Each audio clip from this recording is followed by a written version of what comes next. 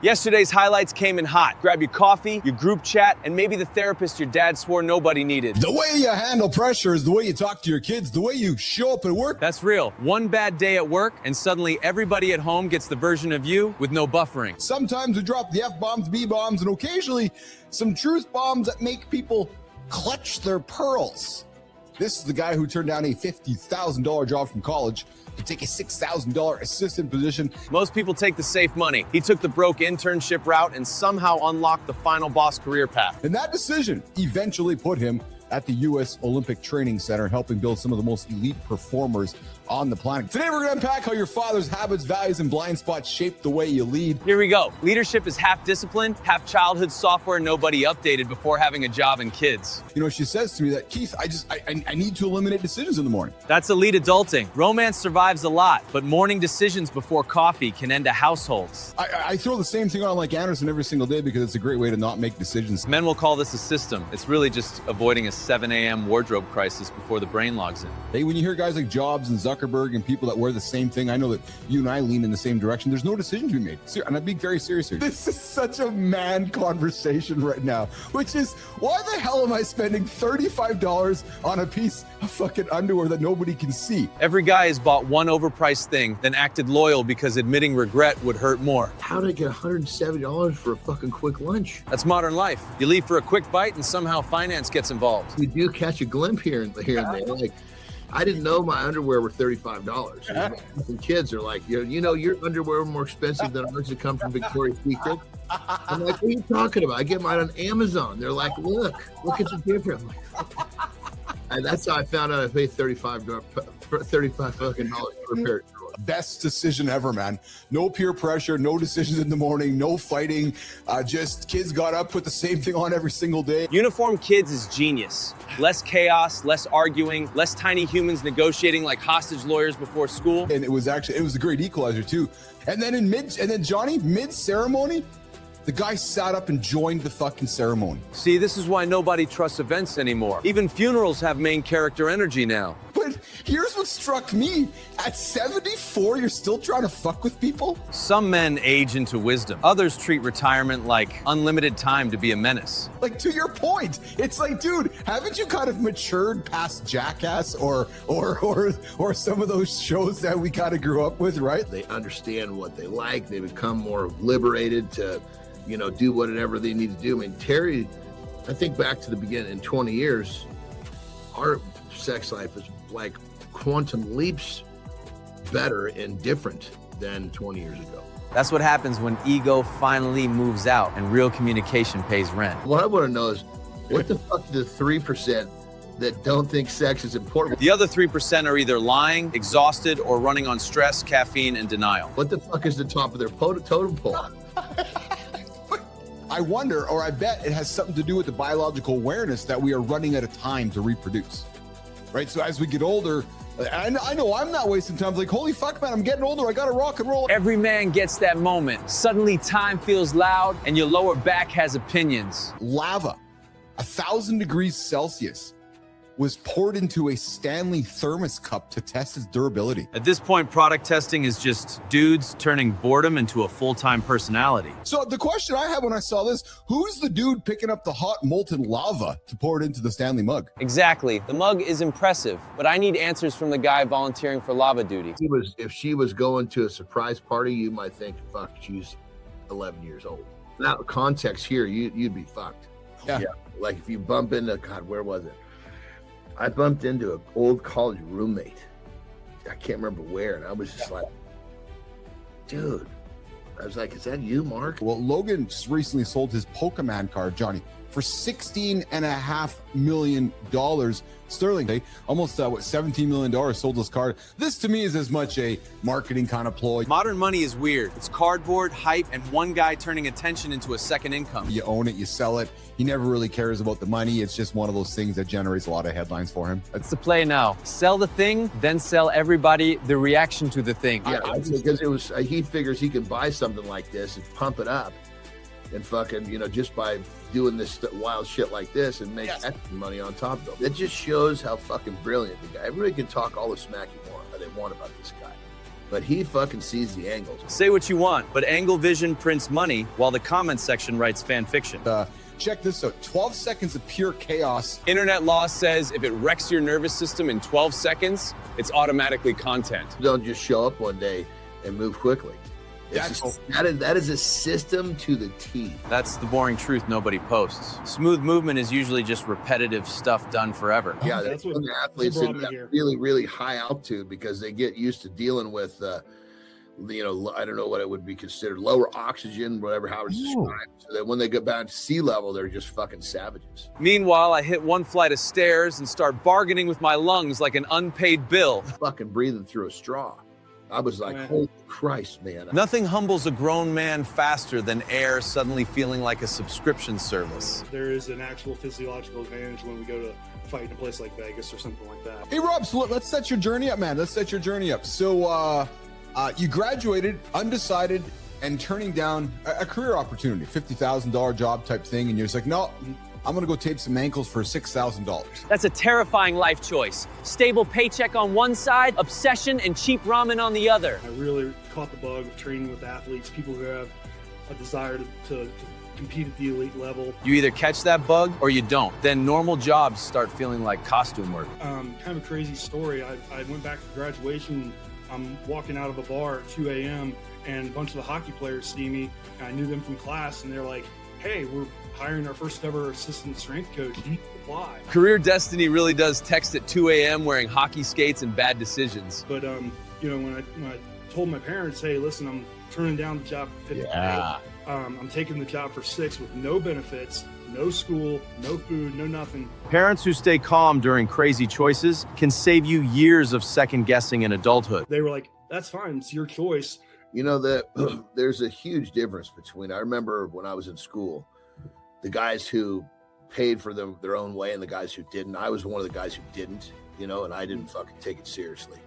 So anybody who's taken on some huge fucking debt to get educated, they really are already betting on themselves. Debt is brutal, but free comfort can ruin you too. Pain makes people pay attention fast. So, I mean, he stole some shit, and but he's dedicated his life to making sure that others don't have to go through that. Yeah. We're hanging out with Rob Schwartz this morning, joining us from Colorado Springs. He coached 32 Olympic medalists, 2 UFC champions. That resume is ridiculous. You hear that and sit up straighter like you're being graded. Yeah, I think first I think that mentorship is it's an organic relationship. Exactly. Mentorship is not a random DM. It's earned access to somebody's real life. I see people now reaching out to each other on the internet, and they're like, hey, can you mentor me? And I think that a big level of advisement is great, but true mentorship kind of requires that personal interaction and the day-to-day, so that they see it at your best, they see it at your worst, and they can help you navigate through both and kind of bring up your level. I love what you're saying, brother, because I've been on both sides of that coin. I've been on the side of where I was reaching out to someone who mentored me, and then I've been on the side of where someone that I mentored continues to reach out, and it's fulfilling coming from either direction. I think these conversations are extraordinarily powerful, but yet overlooked. Because people say they want growth, but what they really want is a shortcut with good lighting. They're getting as much from us as we are getting from them, but the dynamic of the relationship is not as obvious that way. I'm like, of course I've got time for you. That's the return on effort. Show up enough, and one day your name opens rooms before you do. Yeah, you used to bust your ass for me. Of course I've got time for you. Jump up and down on somebody's desk and say, you need to hire this person. And I would do anything for them because they earned that. That's real loyalty. Not likes, not networking, not fake love, just earned trust with miles on it. If you come in and you're just, kind of there for the cool experience, the door's over there, man. Get out of my way. Brutal but fair. Passion spaces get clogged when tourists show up for vibes and content. I don't have time. And some of those are part of the 11 now. And the other 16 or so just chose to accept mediocrity. And so many people are so fucking worried about hurting other people's feelings. A lot of men avoid honesty, then call the silence maturity because it sounds less embarrassing. There's a difference between being disrespectful or being completely respectful and honest. He gives me a big hug, and he goes, you firing me was the kick in the ass that I needed. And he goes, yeah, I got fired from my next job, but that was different. and he goes, but I want you to know I've grown up so much, and we actually are friends to this day. So sometimes, you know, the hardest pill to swallow is the one you need. That hurts because it's true. Growth rarely shows up sounding supportive or cute. Sometimes those get in the way. But you said it's not what you do, but how you do it. The difference is in the details. There should be a very distinct process to setting up. That's life. Tiny setup mistake, huge results, then your ego acts shocked when progress stalls. And if you talk to any of the truly great strength athletes, they'll talk about, like, in all those lifts, they'll talk about foot pressure, hand pressure on the bar. So a lot of times with people that 6 months, 2 years, whatever it is, I fix their setup, and all of a sudden they hit a 10-pound max, maybe even that day. I make the joke, sure. whole life is fucking one system connected to the next. I mean, but it's no different than when Steph Curry takes a free throw. It's interesting, John, because I talk about the idea of a next step, right? That everything we do has a next step. Most of us humans have trouble comprehending that. But if you think about it, John, there's a system, right? There's always a next step. And those that are always taking the next step traditionally will win. Most people want the glow up. Winners get loyal to the next boring step nobody claps for. Well, I want to come back after do Lifestyle Reset Hour 2. Your dad is the reason that you are the leader that you are. I want to have the conversation with the three of us and talk about the influence that our fathers have on us, and perhaps, Rob, the influence you're having on your two little boys. So, team, let's set it up. Lifestyle Tip Reset Hour 2, deep dive back with Rob Schwartz this morning on Mornings in Live with Keith, John, and friends.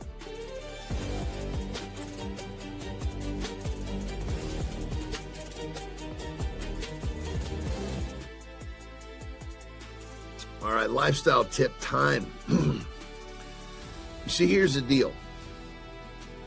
Most of us are not honest with ourselves.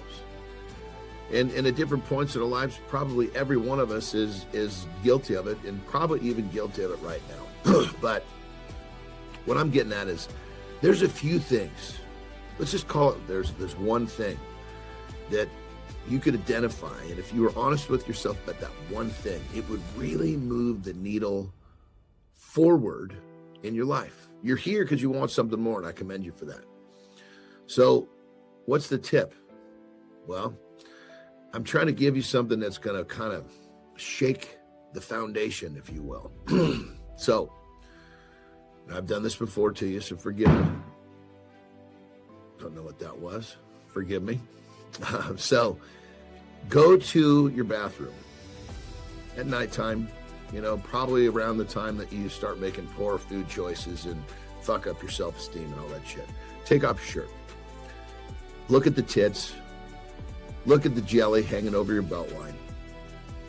And ask yourself, what are you being honest with yourself about? So get in that bathroom, look at those tits, look at that belly, and ask yourself, which issue that I'm not being honest with myself about do I want to tackle first? Rock and roll.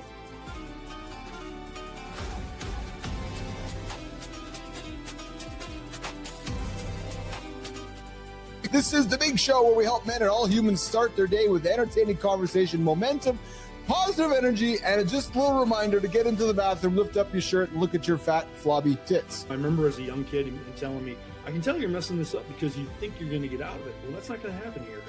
Yeah. That line built a lot of men. Love from dads sometimes sounded exactly like blocked exits. It's like if you're going to spend 2 or 3 hours cutting the grass, you might as well cut it properly. That's every dad ever. If you're gonna do it wrong, apparently don't bother coming home.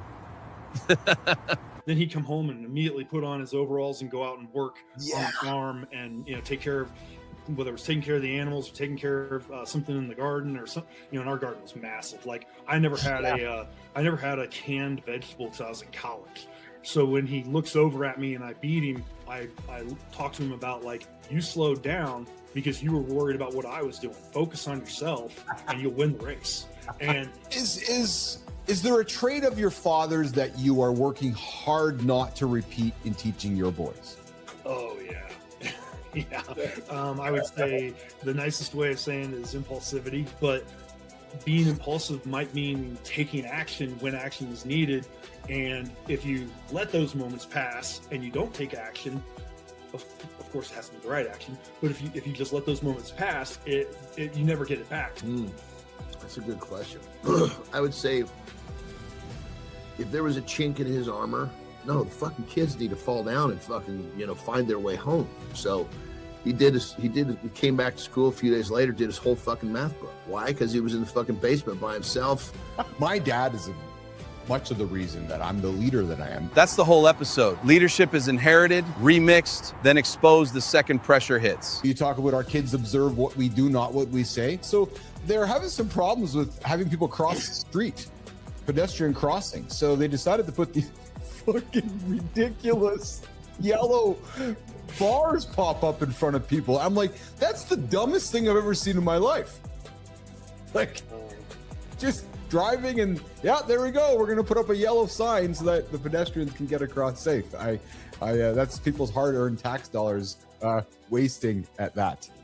Ridiculous. It's like when you're fucking serving up a pearl, does it really need to be dressed properly? So if something's anchoring something to the wall, I want to know why. That's my first question. I spent the first couple years of my fucking career just studying what people were fucking doing with this, like, hand placement, foot placement, starting, what was it they were doing that was allowing them to leverage the body position. So I remember actually, watching guys like Tom Snyder and Larry King and just the dudes that we grew up with on TV. I'd sit late at night, smoke a bong or something, or smoke a spliff, and just stare at the fucking screen and stare at these talk show hosts, like the shit that we do now. So the skills and my abilities today aren't by accident. It helps me with focus. There's no question it helps me with focus. That I would say that's probably one of the key drivers. It's an immense focus creator for me. Oh, no, I don't smoke for the show. No, I don't. I just have my coffee in the morning and this is just natural energy here going. No, I'd say the benefit for me, Johnny, would be, just to break it down, is it creates immense focus for me. Like I can sit down and I can just get into a zone and get to work and deliver results, right? And that's really helpful for me. I enjoy the crushing the bud and smoking of it, just like your cigar. Like I go out into the garage or go outside and I enjoy the process of cutting it, rolling it, and just it's just like your cigar and sitting back and really enjoying it. Because our journey to success starts in our own mirror. That's where it starts. Not anybody else's, your own mirror. And in a world where everything or most stuff can be fabricated, you've heard me say, and I'm going to say it again, live is the only format that can't be faked. But here's the thing. When you're live, it becomes proof that you're there. Regardless if you're rendered like an alligator or a monkey or a monster, you're there, you're live, you're moving, your lips are moving, you're synced, you got a pulse, you're bringing what I like to call presence, human presence. But here's the thing. You cannot generate a real person answering real questions in real time in front of a live audience without the risk, as you've heard me say so often, of being exposed. If you're going to be serious about trust in the next era, maybe you might want to stop hiding behind production. Maybe it's time to stop hiding behind all the production. Maybe it's time to stop hiding behind all the synthetic content, because maybe you or the brand you're working with, or the brands with all the receipts that are showing up daily, weekly, constantly, maybe those are the ones like you that are starting that morning conversation like Cheryl Whitaker or Matt Roof. Maybe it's all those that are going to be out there competing on credibility instead of competing on synthetic trust. And that's the punchline. Real always wins when things get messy. Full show is up next.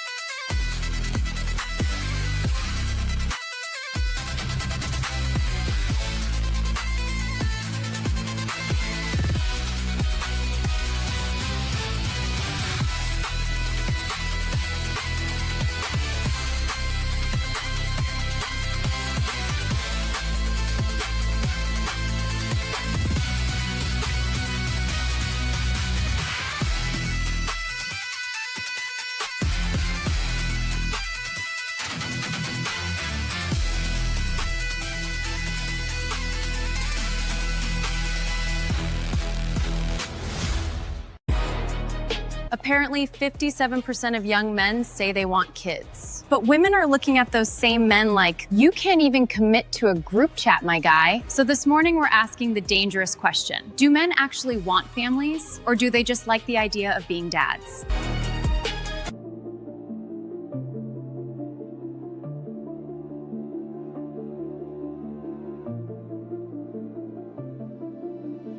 Good morning and welcome back to Mornings in the Lab with Keith, John, and Friends, your live morning show for real talk, motivating content, and entertaining conversation designed to help you start your day with some momentum.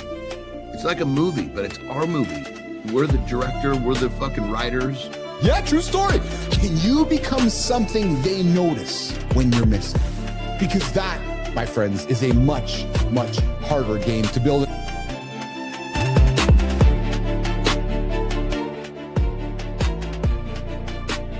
You are no longer competing for attention. You are shaping the attention.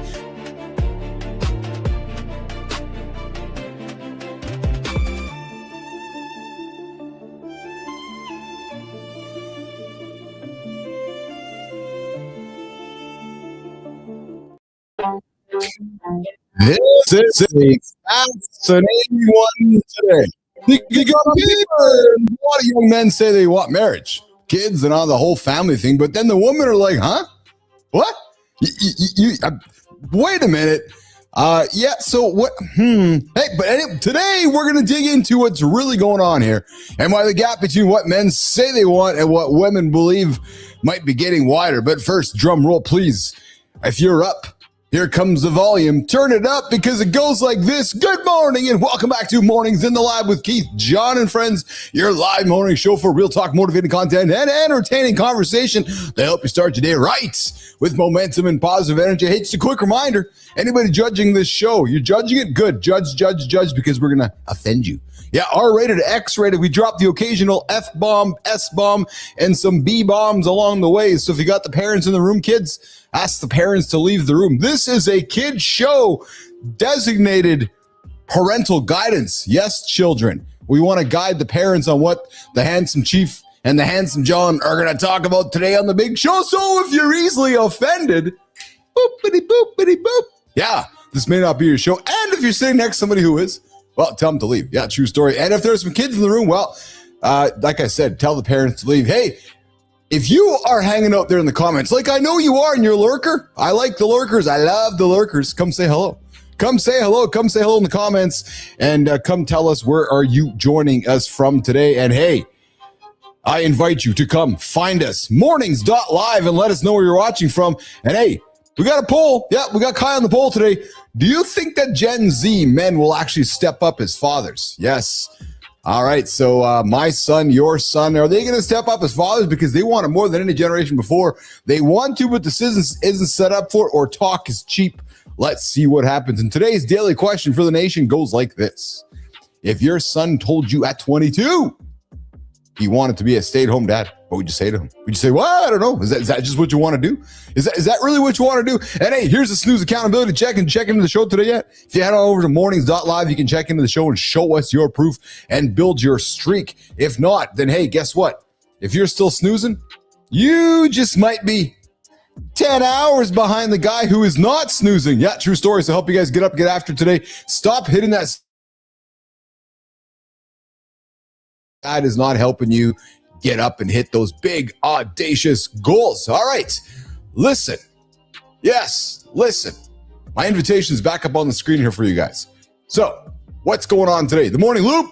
Yes, the dark truth about Malcolm in the Middle's return, current conversations, reindeer racing, wearables, oral epinephrine. We got a bunch of crazy stuff here today. We got Petro joining us here today on the big show. And we had a guest. We had a guest that had to bump us out. He bumped us out for Mark Cuban today. I'm not sure why he would make that decision, but he's like, yeah, you know what? I got to go pick Cuban over you. So Jeremy Baker will not be joining us today in the lab. He's joining us in the upcoming weeks to join us on Mornings in the Lab with Keith, John, and Friends. All right, so let's keep rocking and rolling here. What else we got going on the show here today? Yes, Morning Focus, the monologue. There's a reason live conversation hits differently. You know, so when things are unscripted, disagreements happen, tense. It's funny, I was reading a quote yesterday from Timmy Cook. He's like, Apple meetings are full of arguments. I'm like, yeah. He's like, yeah, because you don't go to a meeting to do big kumbaya. It's not about everybody loving each other. And it's funny, because, we humans don't like conflict. We're like, no, I don't want conflict. Nope, I prefer not. I'm not going to address the situation because I do not want conflict. And I would say to you, that's probably one of the reasons that things just don't get done, because humans don't want to have conflict. And is it conflict or is it decision making? So yeah, I was, and that's just what happens when you're doing the polished pre-recorded stuff. It's easy not to go when you're too worried about polishing it.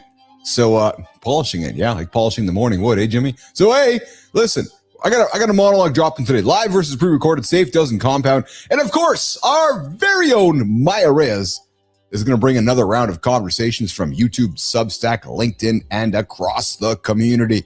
All right, nation, let's get the show going. Yeah, grab the coffee.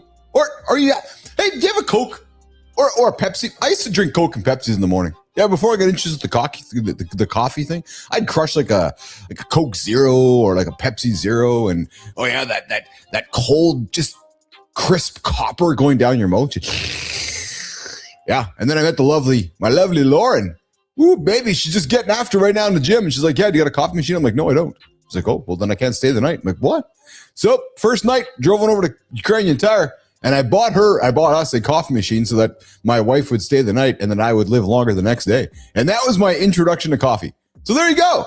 The coffee story with the handsome chief himself, Jimmy, the producer, Barleo. All right, hey guys, listen, I like to say something to get this show on the road. And what I usually say, it sounds a little bit something like this, where it goes, the morning loop starts right now. Hey, Sterling, that underwear talk yesterday stayed with John. Paying $35 downstairs is insane. Exactly. That's luxury no one even sees. That's confidence with a waistband. If I spend $35 on underwear, I'm changing the dress code. I'm wearing it as nostalgic Superman does. Cape stance, hands on hips, full rooftop reveal. Pants first, then underwear. Otherwise, that purchase died in silence. Which brings me to today's expert. I need the bullshit professor to explain that math. Better question, Preston. What's he wearing right now? If it's premium too, we've got a live case study. The morning loop starts now.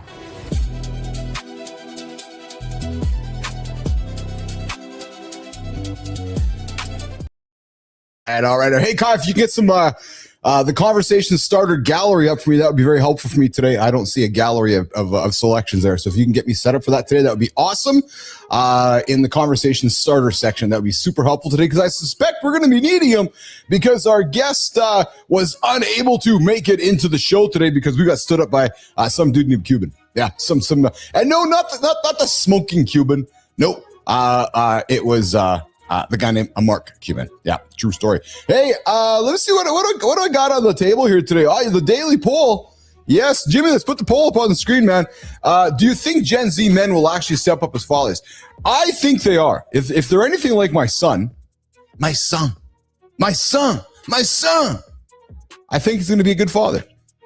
And yeah, do you think your kid's going to be a good son? And hey, the daily question goes like this. If your son told you at 22 that he wanted to be a stay-at-home dad, what would you say to him? Well, so I'll bite that one off first, because I'm the son here. I got the son. Johnny does it. Well, you know what? Who the hell am I? Yeah, actually, who the hell am I? If that's what he wants to do, and he's got a wonderful, supportive wife who's like, hey, dude, you want to stay home and manage the house and manage your life and take care of your mental health, your physical health, and if our family can afford to do that, then what the hell? Why not? Like, actually, why not? And I think about it, I'm like, why not? Why would we judge our boy if he's like, hey, dad, yeah, I got a lovely partner, she's awesome, and she's making a lot of cash, and I think that I'm going to stay home. I'm like, okay, that's good if that's going to work out for you and your family. So I think that there's something to be said for that. I couldn't imagine growing up, hey, dad, yes, I'm going to stay at home and be a stay-at-home dad. I don't think that conversation would have went out very well about 30, 40 years ago. Probably not. Like, what the hell are you doing? Why don't you go get a job? Yeah, I heard that quite often. Get a job. So There you go. And listen, if you haven't checked into the show yet today, if you don't know what I'm talking about, you can do that right now. Mornings.live. You know, Jimmy, Melissa, Kai have been kind of going back and forth on the branding thing. And we're going to mitl.live, mornings.live. And I feel like I'm more owning the mornings.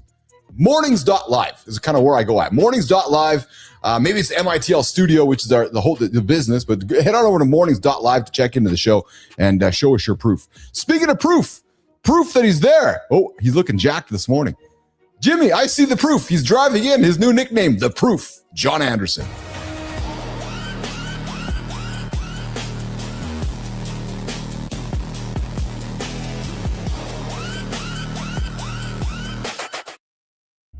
That is awesome. Where is he? That'll fit in the garage, though. Dude, that was awesome, man. Would you do that in real life? You know, I bungee jumped when I was younger. Yeah. I don't know. I mean, I think I'm definitely not one to say I don't do stuff, but I mean, at this point in life, it really doesn't interest me. You're so... That's your fucking catch. Your catch-all doesn't interest me. Come on. When I was younger, that shit was I was all over stuff like that. You and me both. When I was a kid, I used to create those. So here's the question then. Here's the question for you. Because I'm asking myself the same thing. I'm going to put on the table for both of us. Is it that we don't have interest in it today, or is it that we know better because we have some maturity, some brains in our skull, and we're like, well, maybe the risk is higher than it needs to be, and I really don't want to have to go and be a part of that risk? we think about this very differently. Because if I thought there was a real risk, I wouldn't even entertain the idea. Well, really? Come on. I mean, really, you got to remember, dude. I mean, I spent fucking 20 years around the world doing fucking crazy shit. Like that just doesn't. It's not on my Richter scale. You know, when you put it that way, right? You're right. I'm like, for 20 years of my life, I flew around the world doing some of the riskiest shit, actually, that humans won't do, and you were doing it. So you're like, yeah, maybe just going bungee jumping between a couple buildings isn't too interesting to me today. Well, I mean, like I said, when I was younger, shit, I loved that. I used to create those. You know, I would get a piece of rope. I would get like a pulley. Find a rope and a pulley, and I'd string that between two trees, and and then literally create a little ladder to get up fucking high on the tree and go zipping down. But what about when you were carrying bread around? What did you do then? Those days, my interest had completely flipped to lifting weights. Oh, I see. Okay. How are you? You're looking pretty solid today. You're looking jacked today, man. Holy smokeronies. You look good, man. Well, thank you, brother. Yeah. I've been up since fucking Jesus Christ, 2:00 my time. Oh yeah, how come? I don't know, man. I just was one of those. I think honestly, yesterday turned to be a motherfucker of an active day. Not a bad one. Yeah. I mean, Jesus Christ. I had I don't know if I told you. So I do my morning exercise to wake up. Yes. I actually did a workout before we got on the show. Yeah. Right. I just felt like I needed to squat. So I squatted. Yeah. And then Terry and I went to play pickleball. Then we went to the gym. Right. Yes. And then we came home and fucking had a 2.5 hour life expectancy session. A little nap and a little break in between. We got to a certain point, we got her, and then I said, okay, I'm laying down for a few minutes. I need to fucking rest up a little bit. So it was an active day, and I think I was just like, the motor was just going so hard. I was like, I fell asleep quick. Yeah. I woke up and I was like, oh shit, I don't think I'm going to fall back asleep well. Yeah. Well, your body clearly was like, I'm done sleeping. Well, but I stayed. I mean, ultimately, I thought that, but then it was too early at that point to get up. So I tried to stay in bed a little bit more, and I was like, well, shit, I'm just kind of wasting time here. So I did get up, and I wasn't sharp. Just laying there. Yeah. Yeah, I don't like to lay there. So what I did was, here's the fucking cool thing about it. Yeah. Like, okay, you can make yourself feel better. It's just you feel terrible and you don't want to do it. And as soon as I said you don't want to do it, I walked over to the fucking one carpet in the fuck we have in the house. Just doing fucking burpees and woke myself up and felt like $1 million fucking bucks. I love that. I love how you. I love that brain thought process, right? Because I don't want to do this, which was the whole reason that you. That's the trigger. You know, as soon as I say that to myself, that's not, if that doesn't fit in my identity. Yeah, I can say it. Yes, but I better be in fucking motion doing what I'm saying. Yeah. No, I hear you. That's a good way to walk yourself out of that conversation, so to speak, for sure. Yeah, it's dude. I wake up today, building a business, and I've talked about it before. I love being an entrepreneur and solving problems. I think there's nothing more enjoyable than that. Like, seriously, that's where my interest lies. Yes. Some of the stuff that got cooking with, it's like what we're doing. It's growing. It's fun. Yeah. And then when you push a button and a new fucking door appears, and you're looking at a brick wall, and all of a sudden you push a fucking button and the door you couldn't see opens. What the fuck was that? Hell yeah, I want to do that again. Yeah, well, and exactly it. That's exactly it. And I know. I was thinking about this as I was coming into the show today. I think a lot of people, we talk about leadership and decision making on the show often, Johnny. I think I'm going to suspect that one of the reasons people don't like to make decisions is because they don't want to solve a problem. And I know it sounds so obvious, but there's a lot of, it's hard to solve a problem. And I know, again, another obvious statement. But I make it because when you're intentional in solving a problem, the feeling of that this morning, you're like, I don't want to go do something today. Oh, I got to go do something today. Look what happened. You solved your own mental problem. You felt good about yourself. Like, that's a decision, a result. Boom, get after it. Right. I found that quite fascinating, actually, because it's easier not to solve the problem, and it's easier for you this morning not to do the burpees. And you're so correct. And the worst part about that is when you take that path. Yes. There's something, it just kind of fucking dulls off how you feel. And every time you make another one of those decisions, you get a little bit more numb. Well, that's exactly it. Your brain's like, okay. You go the other way and you're alive. Your nerves are fucking heightened. The other way, you're just numbing up. Yes. Hey, I got a daily question on the table today. So, Johnny, we had a guest that had to bump us today. Jeremy Baker was supposed to join us this morning. We got Petro joining us top of the hour. Jeremy Baker had to pick Mark Cuban over you and I this morning, so don't hold it against him. But the guy sent us a note. He sent us an email, so thank you, Jeremy, for that one. But brother, here's a question for you, man. So you have daughters, and it's our daily question today. You have daughters. I have two, and I have a son. Let's assume you had a son. If your son came home at 22 and told you that he wanted to be a stay-at-home dad, what would you say to him? Well, I would say whatever makes you happy. First off, what I would say. But going back to the beginning when you said that, I always made the joke. Yeah. That if I did have it, because I was hard on my girls, and they were girls. Yeah, I'm sure. If I had a son, the fucking state would have taken him away from me. Oh, I can only imagine John Anderson's son. Yes. Oh, fuck. But when it comes down to it, it's like my girls, and I think I got a little bit of, how would I say? I kind of got a cheat code to figure that out early on, because when they were little, they think daddy's a hero no matter who their dad is. You're a fucking garbage man. They think when they seeing me on fucking television and going to these fucking shows where there's 20, 30,000 people and watching me walk out. Yeah. They're thinking, they said to me, like my middle one, especially, she's like, Dad, I don't think I'm ever going to be like you, and I was like, and she's like fucking 8. Yeah. Right? Yeah. I'm like, sweetheart, you're not supposed to be like me. You're supposed to be like you. Yes. And whatever it is makes you happy is what you're supposed to do. Is whether you're bagging groceries or you're running a Fortune 500 company. I didn't say that, of course. She was too young to understand, but I was just making a randomly wide example. I said, you're going to be the best you, and that's all that's important. Yeah, I know. So because she voiced that, it made me see really fucking like through her eyes pretty quick. Like, fuck, I really need to support whatever they choose. Yes. So, because right off the bat, it's interesting to hear you say that, because I had some of those same. So I have a son, and we know that boys think tend to emulate wanting to grow up like. And I guess I'm coming to the table with some accomplishments, and I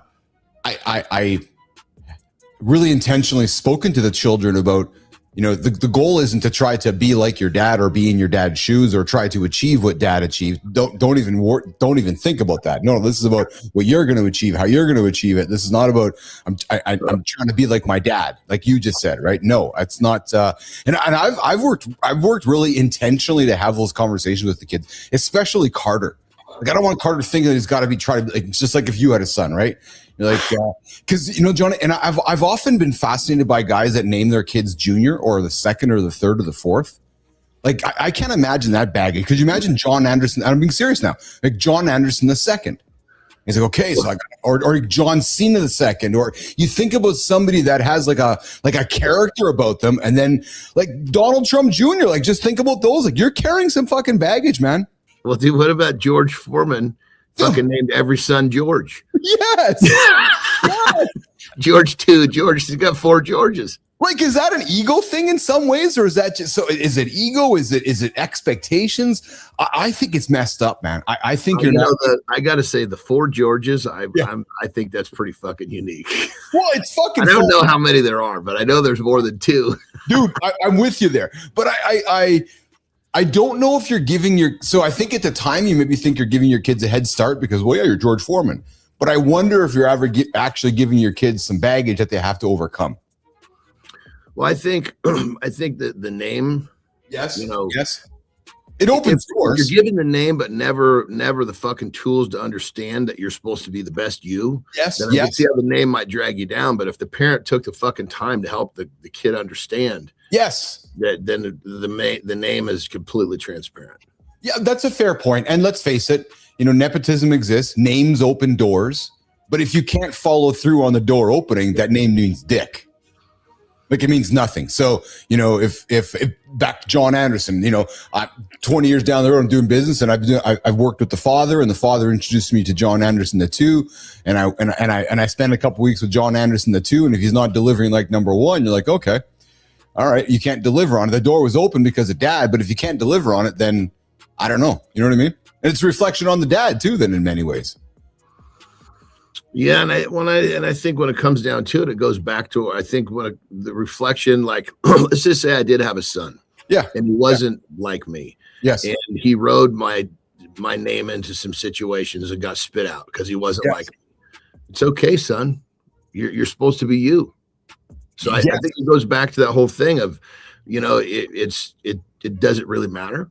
And I'm just being the devil's advocate for our conversation. Dude, I'm with you there. Well, it's interesting because I got a comment from Neiman here. Some traditions are really, really, really strong. My dad's dad gave my mom an incredibly hard time about my brother's name. The compromise ended up being the family name plus my mom's dad's name. Oh my mercy, right? Well, and I know somebody, John, that it's a man embarrassed of his parents. Disowned his parents when he married his wife, took his wife's last name because he didn't want anything to do with his mom and dad's last name. Wow. Yeah. It's kind of interesting. Terry refused to take a last name until mine. No shit. She was married twice before me. Okay. Never took another last name until me. No shit, eh? Yeah. Is that important to you or it didn't matter to you? Is whatever she wants. Yeah, that's I knew that answer. That's why I still wanted to ask. I was honored. I was like, wow, that's cool. Yes. But it wasn't like I, because she had said that early on, I just kind of assumed that wherever we went, she's going to keep her name. Yeah. So for the longest fucking time, we never even fucking talked about it. And then somehow, I don't remember, she said something and it was like, wait a minute. It sounds like there's a hint here. Yeah. And I was like, do you want my last name? And she started to cry. I was like, whoa. That's awesome. You told me you didn't want that last name. She said, I know, but I didn't know you then. Fucking awesome, dude. I love that. I just got goosebumps. Yeah. So I'm the same way. So Lauren and I aren't married. I want to. I strongly, really want to. Are you and Terry married? I don't know if you can see. Oh, yeah, I knew that. Dude, I'm sorry. I knew that. No. I'm saying this is the marriage. This is our marriage license. It's a tattoo. Yeah, no, I knew that. Legally, we're not married. Okay, so Very dude, similar, sounds like. I was just gonna say, I suspect because I think that's what we're gonna do is like, we might go get a tattoo on our finger, the same kind of idea, right? What it's even a white tattoo, so you can't even see it unless I point it out. So hold on, is that actually? So I'm learning here, like actually a white tattoo, or is it and I'm serious, it was like a suntan like tattoo, but actually, it's a white. Truly white. They put white ink in there. Yeah. Oh, that's smart. Like Terry, she's darker skinned than I am. Yes. So you can see hers much more prominently. Yes. Yeah. We probably should have given mine just a Scotia tint or something. Dude, that's brilliant, man. I like that. I might have to borrow that idea. I like that idea a lot. But you know what type of fucking benefits that gets you? What? From a business standpoint, you've got two different entities. Oh, well, yes, of course. Yes, yes, of course. Yeah. It's like, like when I got fucking just rocked in the fucking real estate world, we just fucking climbed, but we just kind of didn't worry about my fucking credit for a little while and fucking climbed on hers. Yes. Oh, dude, I've known a lot of people that way. Yeah, but if you're married, you got one. It's one fucking set. Yeah. Well, yeah. But back to the original question about a boy. I knew you'd answer that way, and I was the same way. So before you got here, I was kind of talking out loud myself. If Carter came home and said, "Hey, Dad, I'm going to be a stay-at-home guy," I would be like, "Well, if that's what's going to make you and your partner in your life happy, then dude, go for it. Like if you guys are good enough, that's what's most important to your family, is going to work best for you. Then I got nothing but support for that." One of my nephews. Yeah. I mean, we kind of knew it, but he came out and just was, said, "Okay, I'm gay." Yeah. Right? Yeah. There was zero issue with acceptance. Nobody did it, or everybody accepted, you mean? Fuck yes, they did. Yes. Yeah. I mean, Jesus Christ. Realistically, I would have been probably third or fourth in line. But if someone would have made a fucking stink, there would have been a number of the fucking males in our family, fucking that guy up. I have a cousin, Johnny, that I'm pretty confident is, and it saddens me. I think his mom actually took it the hardest, to be honest. Interesting. Well, you're actually supporting what I'm going to say next. So I have a cousin who I suspect is. Love him, and if he's listening, you know who you are. Love you, and everybody around you loves you. And it saddens me that this young man, same age as you and I, has lived his whole life probably with that fear. And because I suspect, John, his mom and his dad, most importantly, his mom would I don't want to use disown, but would probably disown. And it makes me sad as a human being, man. Seriously, it does. Listen, if someone wants to pack fudge rather than pack pussy, it's totally up to them. Speaking of packing fudge, but I mean, it's that simple. You know what I mean? Dude, you fall in love with a fucking person. Yes. Which kind of hole do they have is what you got to ask yourself at the end of the day. Absolutely true. There's no ifs, ands about it. Speaking about what also might be true, speaking of packing fudge, Sterling and Preston might put something on the table right now. We're going right to our fudge packers. They hear that, they're like begging on the fucking production window. Let me in. I got something to say here. Poop pills apparently are beating. Jesus Christ. Poop pills are beating cancer, apparently. You know what this is? Freeze-dried poop in a capsule. It is beating cancer. Get that away from me. You are not serious right now. 80% response rate. The standard treatment gets you maybe 40. These pills nearly doubled it. So the answer to cancer was inside us the whole time. Take care of your gut. Fermented foods. Fiber. Cut the processed garbage. Your body is the weapon. Start treating it like one. That we're talking on the screen right now. Dude, the crazy part is that the voice is a little goofy, the face is a little lost, but the crazy part is it picks up, and I see this in myself, so I see it in my AI. Yeah. The imbalances. Like I've got a fucking goofy nerve in one of my arms, so one of my arms is smaller than the next, and I can fucking see it. I can see it in the AI. It's crazy. So it literally picks that shit up. There was 2 clinical trials at a London Health Science Center, and they tested fecal microbiota transplant capsules. They're actually crapsules. I was going to say, what was in that fucking thing before you're going to go swallow that? Yeah, so I want to see here. I want to see what is actually in this thing. Oh, here we go. These capsules are made from carefully screened donor fecal matter. So I was afraid it was a fucking shit capsule. That's fucking foul, dude. It is. It is. That's exactly it. I mean, you could see by the way they look at that thing and just, oh, Jesus Christ. So, but you know what, dude? I'll just fucking eat properly, drink my water, and make sure that I don't have to eat someone else's shit to fucking right my track. Yeah, but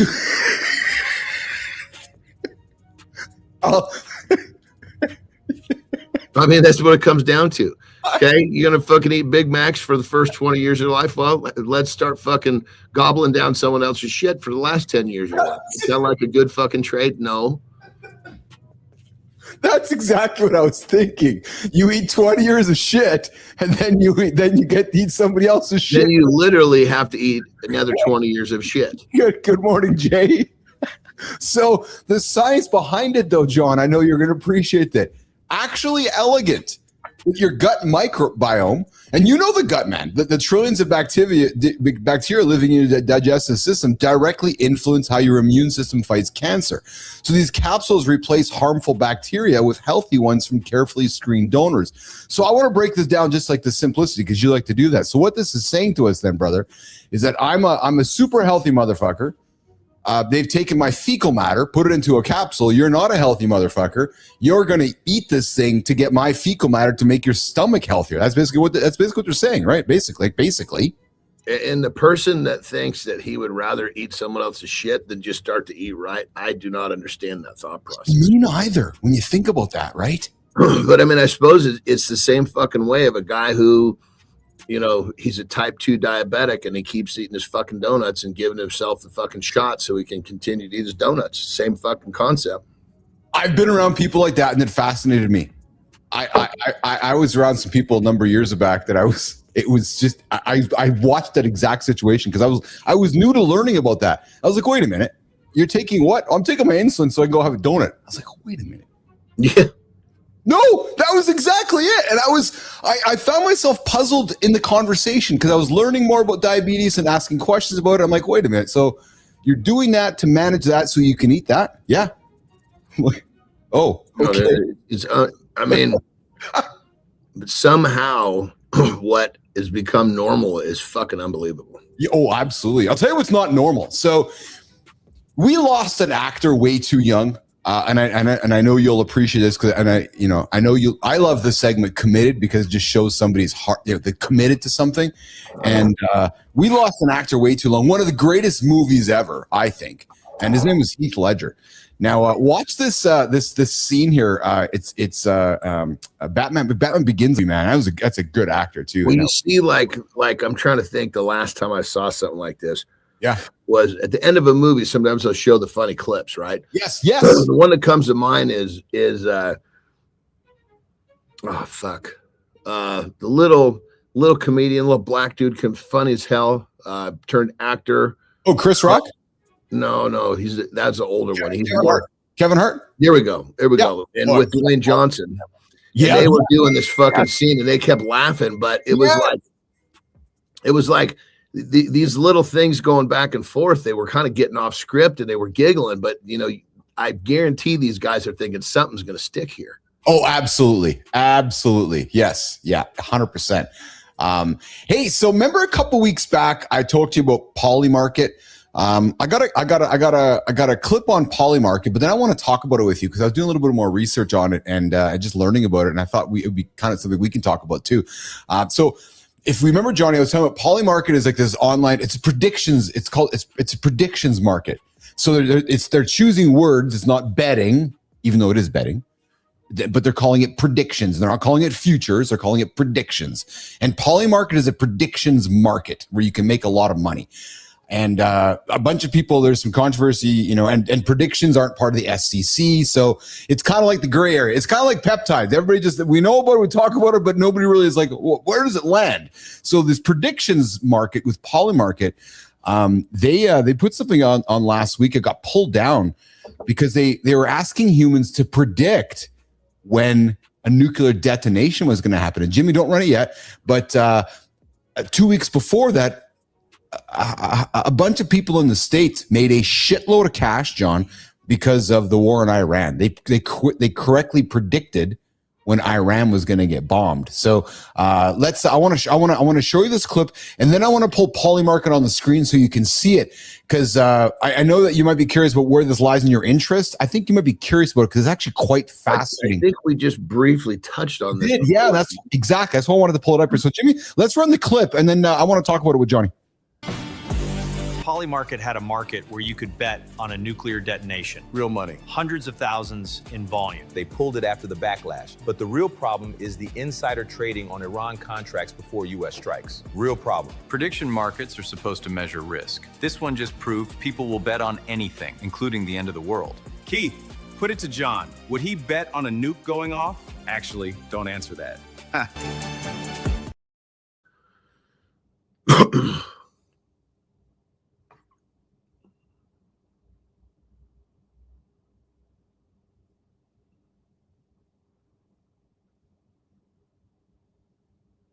Hello. Got no sound, babe.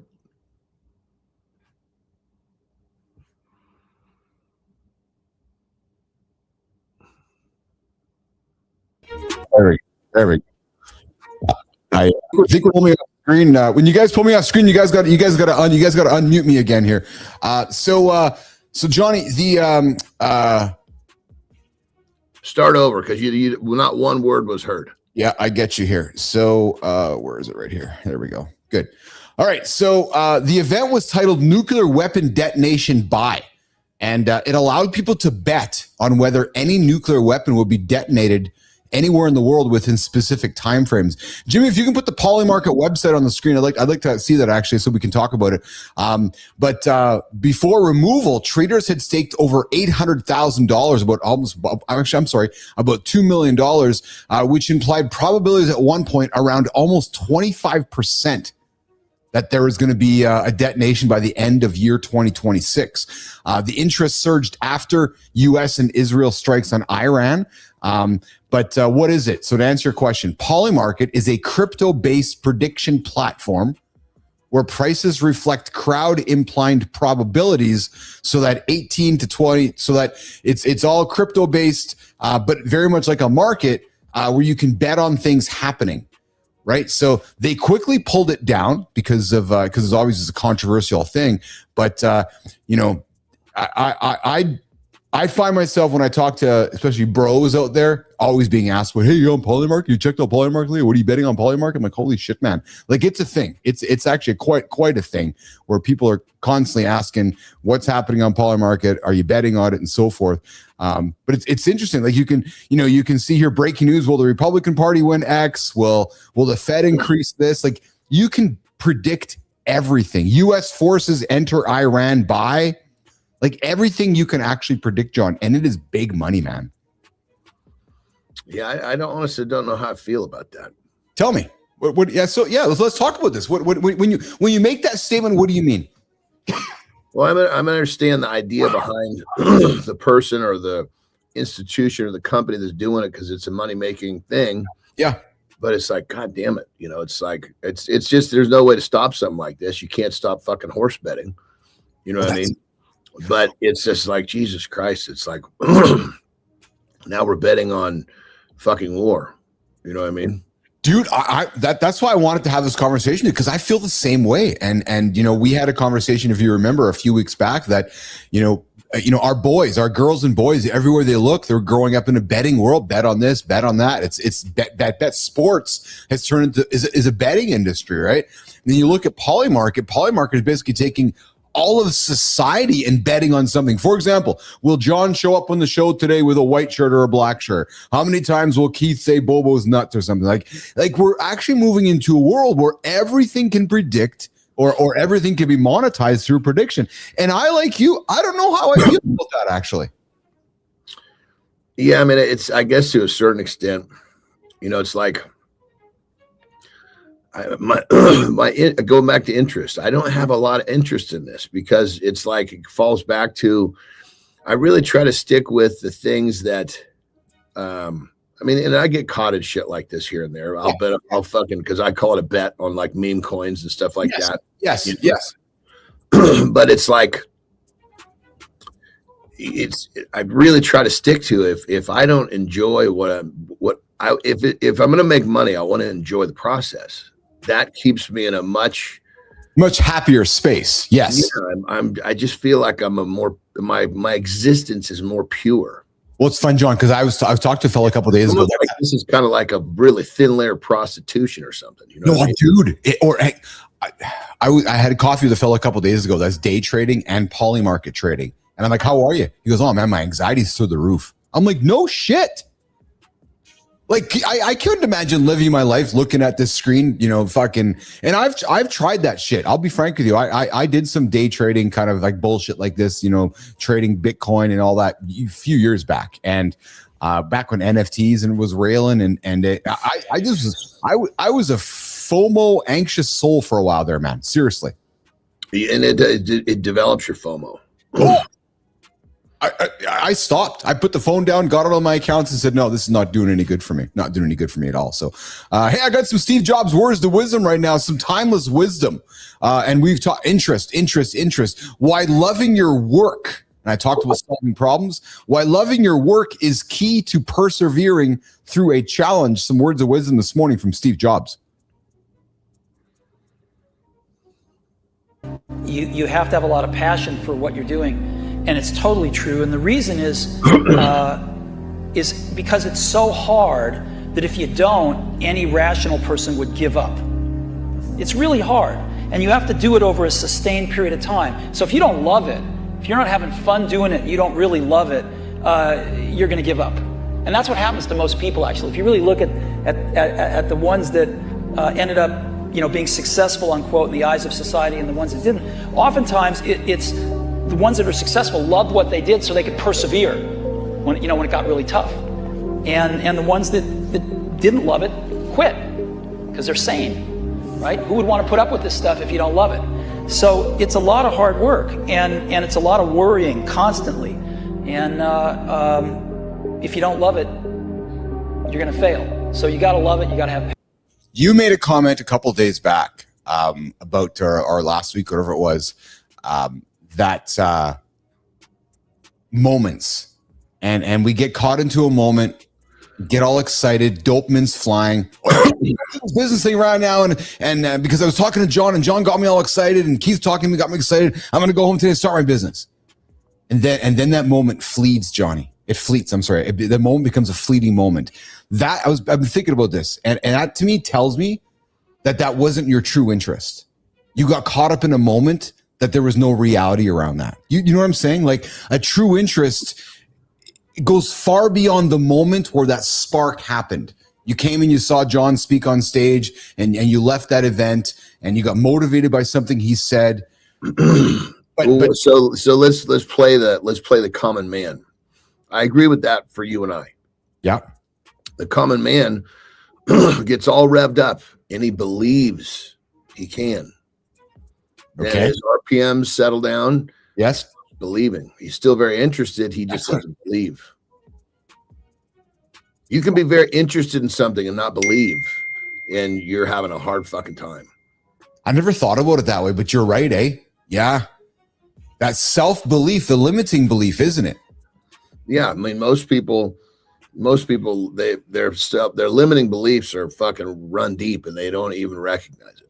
No, they don't recognize it. Or don't recognize a limiting belief. And there's days I don't either, actually. There's days that, you know, people will remind me of it's like, come on, dude, smarten up. You have some skills that you're discounting yourself for, right? But yeah, dude, I make the joke, but it's that comes down to the fucking truth. When I was young, I was just dumb enough to believe I could do it. I swear to God. Yes. Yes. I mean, when I was young, I remember many occasions like believing that I was really good at something and figuring out later, dude, you fucking suck. But I got good at fucking believing. Yeah. Well, belief's a powerful thing. Oh, brother, fucking A, because then you connect hard work with that belief.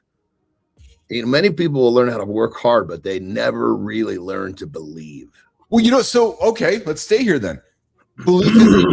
Belief is the ultimate then. Let's think about it. We've been graced to have some pretty incredible people through our show that have done incredible things. And whether they believe in God or Allah or whoever their own God, their own person, Jesus, whatever, their own mirror. If you think about it, John, the common theme from all the persons that, like the people that have done some crazy things on our show, has been belief.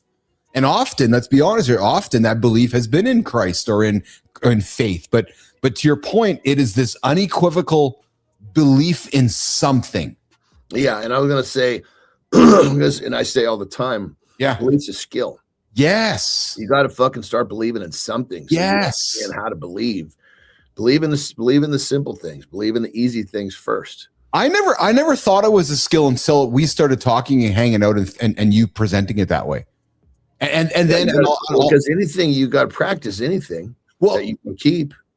Well, that's where my eyes got open to all the people that we've again been fortunate to have been graced on this show, that their belief is in a higher power, whether it's Jesus, whether it's God, whether it's faith, but there's this belief. And to your point, that belief is cultivated by reading the scripture and getting up and spending time in church and practicing your faith, practicing faith.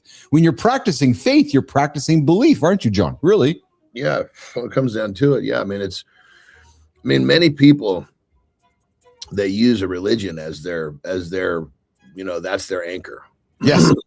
Because they believe, makes them feel like they believe that things are going to be okay. Yes. They believe that their path is already set for them. Yes. And because of that, it puts them into a better state of vibration, which means they attract people that understand the way you vibrate is really the law of attraction.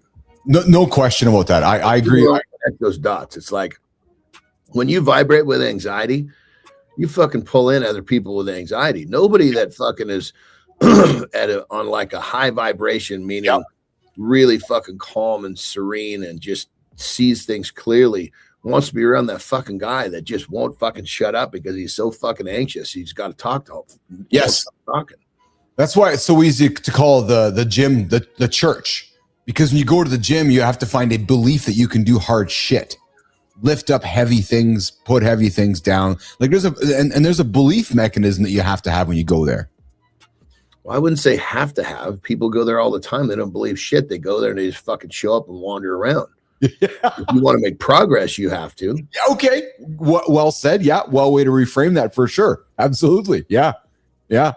But yeah, the idea of the church being because that's where you build that's where you could build self-belief, looking in that mirror, getting after big goals. And that's what and then you do it again and again and again. That place becomes that safe place for your beliefs. I mean, with the gym, the first thing you got to believe is that you can get there when you're supposed to. Hard for many. Absolutely for many. Yeah. Good morning, everybody. Hang out with Keith and John this morning. I'm Morning to the Live with Keith, John, and friends. About 10 or 12 minutes. So we got Dr. John Petricelli joining us. Have some fun conversations today. 50%, over 57% of young men want children, and women are like, what? What do you mean you guys want kids? I don't. We're going to have that conversation with Petro coming up in the second hour. Hey, I got an AI or not AI clip to throw at Johnny here to see if he can figure this clip out here, whether this is an AI generated clip. This one of the ones that you bit on that fucking cruise ship out in the middle of the fucking desert. Is there another one of these? Yes. Is this real or not real? Not real. Yeah, I'm going to guess not real as well. I'm actually going to guess, and I don't know the answer. That was pretty easy to fucking spot, actually. Yeah, I would say so. Jimmy Kai, is that real? I'm going to assume it isn't real. I'm getting so the many things that you can see that make it not real. I can list out 4 or 5 right now. Yeah. Oh, yeah. It certainly does not look real at all there for sure. Yeah. Look at the cardboard. The cardboard doesn't have flex, no nothing when the pincher grabs it. Doesn't clinch on it. Yeah, I was going to say there's no pinch on it at all. If it was an empty box, there would still be some movement on that. There'd be a pinch for sure. There would be. Yeah, 100%. Yeah. Hey, what are you guys doing this weekend? You and Tara? What have we got going here? So it's our neighbors coming. One of our to the left. Yeah. Facing the house. He's coming in for the weekend. He's one of our good buddies, so we love to see him. So we're going to hang out with him for the weekend. We're going to actually enjoy the beach because we actually had a new dock built, and we also had when he's back there, we had him kind of grade the beach. Oh. So it's like a really fucking cool kind of shape. So the water is in a little bit. Yeah. And then they had to dump a bunch of like 4 inches of fucking really fine sand on there. So yeah, so it's kind of it's the beach has kind of got a new flavor this year. So that's at the lake house then. Yeah. So my buddy, he just comes up here. He lives in Huntington. Just comes up for the weekend and hangs out. So a lot of times when he's here, we'll go down there and actually see him. He comes to Mexico, so Tahoe. So he's one of I guess what it comes down to. Yeah. Because we've been here for 4 or 5 years, and he moved in literally the same time we did, and we hit the fucking neighbor jackpot with this guy. Oh, really? Yeah. Oh, fuck. Because you know how many times you get a neighbor like this guy's a fucking blowhard. Yeah. Jesus Christ. He's totally not that guy. So I'm very grateful when he comes into town. Like we've had neighbors that were like, fuck, man, these motherfuckers, we need to go somewhere to get away from this neighbor.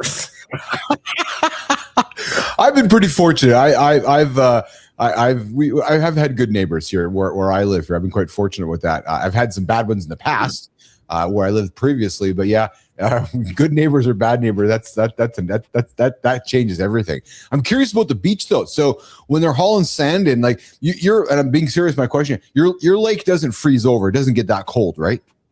No, dude, we're in California. Right? Yeah, no, I know, but you're also but you're northern though. Like it does get a little bit cold, but there's not even a crust of ice on it ever, right? Like it never. Dude, I don't think there's a fucking lake in the goddamn state that fucking freezes.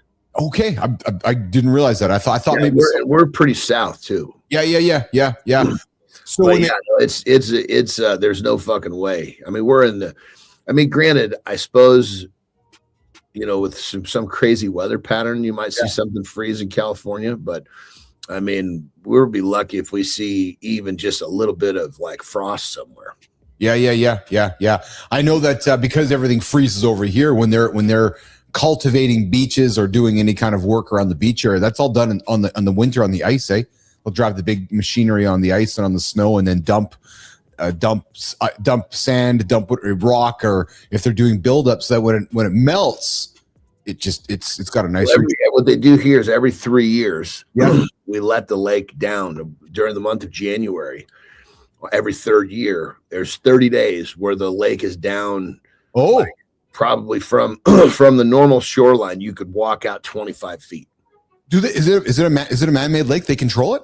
Yeah. Oh yeah. Fuck yeah. I see. Okay. Why do they lower it? So that people can work on their shit. Oh, no kidding. Okay. Yeah. So if I didn't do it this year, I was gonna have to wait 3 more. Oh, I get it. Is it a hydro lake? Is it a lake to power? Is it for power purposes, John, or is it? It's called pleasure purposes. Nice. Okay. Well, I asked because we have there's a bunch of cottages and stuff on the river and lake system around here, but Manitoba Hydro, our big government power company, is often lowering and hiring the lake or the river. So you as a owner on the waterway sometimes have to adjust because water's high, because of the dam upriver or downriver, right? So that's why I was curious to know if that was this place is. I mean, it actually kind of worked out well. So the original plans for this place were supposed to be 3 lakes. Oh, really? Okay. Only one got built. I don't know what happened. Somehow the contractor the developer went about his way wrong. Finished the first one, and I don't know if he fucking bellied up or whatever happened, but I'm fucking loving it because we're on this would have been the smallest lake of the 3. Yeah. It's like 55 homes. So it's like this little fucking, it's this like little jewelry box fucking hidden out in the desert. When you guys, how did you guys find that place when you moved there? That's fucking good question, dude.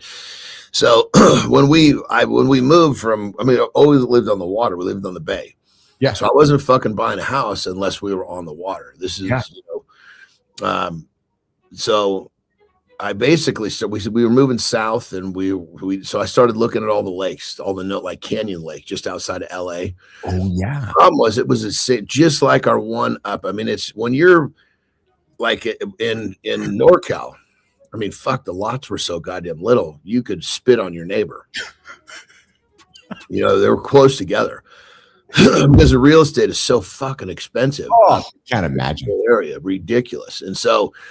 Your plot of land is just fucking big enough for your fucking, like our backyard was, you walked outside onto a deck and it went right down to the water. Nice. But there was no space. The front was basically a fucking driveway and a small patch of fucking grass, which I turned into a fucking koi pond. But there's no space. So when we were looking for this, we were looking at Canyon and a few of the lakes, and I was like, I was showing Terry, she's all, God, it'd be nice if we could be a little bit more, I don't know what word she used, but where we had more space and we weren't in so tight. Yeah. So I started fucking looking at lakes that were further out because you don't find that they're just too populated when they're close to the bigger cities. Yeah. So I went and I basically stumbled across a handful of little lakes, and I was like, well, how to fucking find these things? So this is my OCD. I went into Google fucking what do you call it? Google Maps. Yes. And I just started fucking coming down and looking for bodies of water. And then once I found it, I would fucking search in, and I would basically find a street name, right? And then boom, that's how I was locating fucking lakes, because I could see geographically where they were located. Brilliant.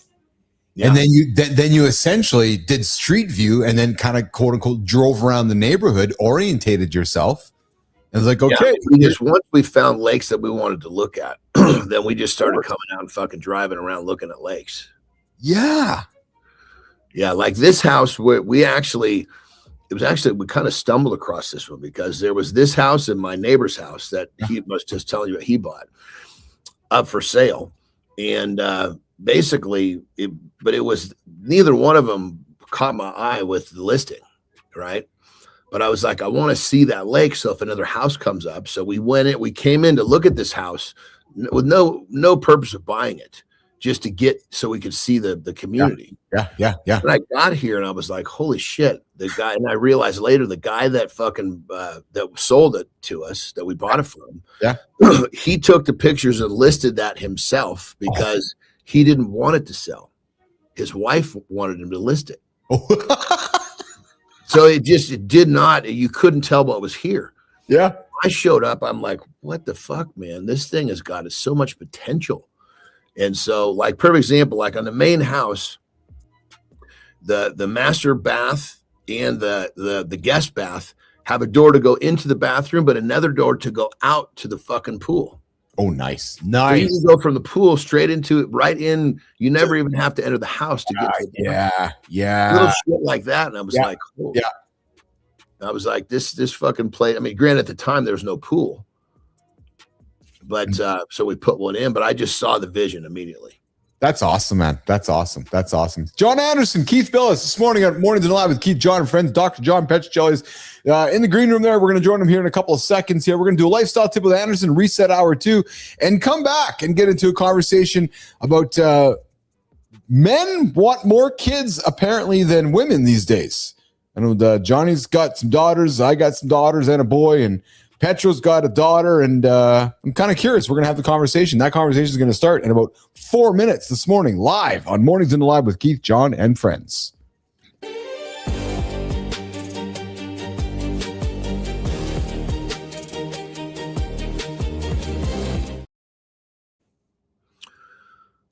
All right, we all are looking for a better quality of life. And sometimes that better quality of life comes in how we feel.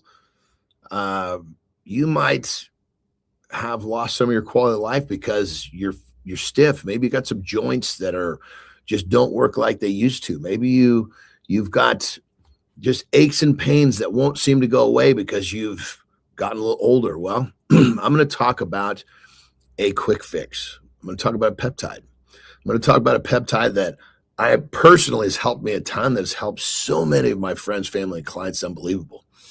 There's actually two. And it's widely known as the Wolverine, which is basically TB 500 and BPC 157. So I'm going to give you a couple of quick testimonials of basically shit that this stuff has done. So I actually thought that I had arthritis in my wrist from all the years of heavy training. So I actually wasn't doing standing bar press because it was just jacking my wrists up.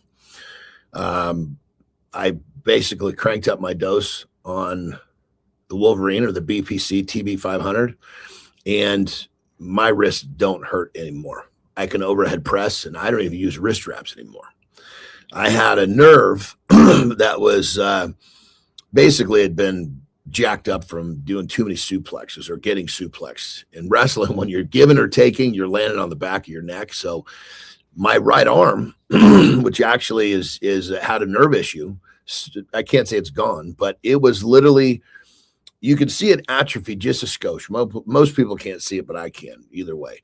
But it started falling asleep because that nerve was getting impinged. So again, I cranked up the Wolverine. And about 2 months later, my arm's not going to sleep anymore. Here's an interesting one. My biggest pit bull, Midas, you see him in some of these AI generated videos, the big thick son of a bitch. He's had a really bad issue with the ear infection. And the problem the vet says is that the inflammation won't go down far enough for the fluid that's in there to drain out. And we've had to put to sleep. We've done everything we can. And they're like, we don't know what to do. So I was like, well, I'm taking this shit in my own hands. So I put him on the Wolverine. And 2.5 weeks later, his ear starts to drain. Now, what's happening with this is it's massively reducing inflammation. Think of it like this. It's healing shit you don't even know needs to be healed. Now, what is this? Peptides in general, they are, excuse me, they're basically messaging molecules. We don't have these in our bodies. As we get older, the message that says heal, that says reduce inflammation gets weak.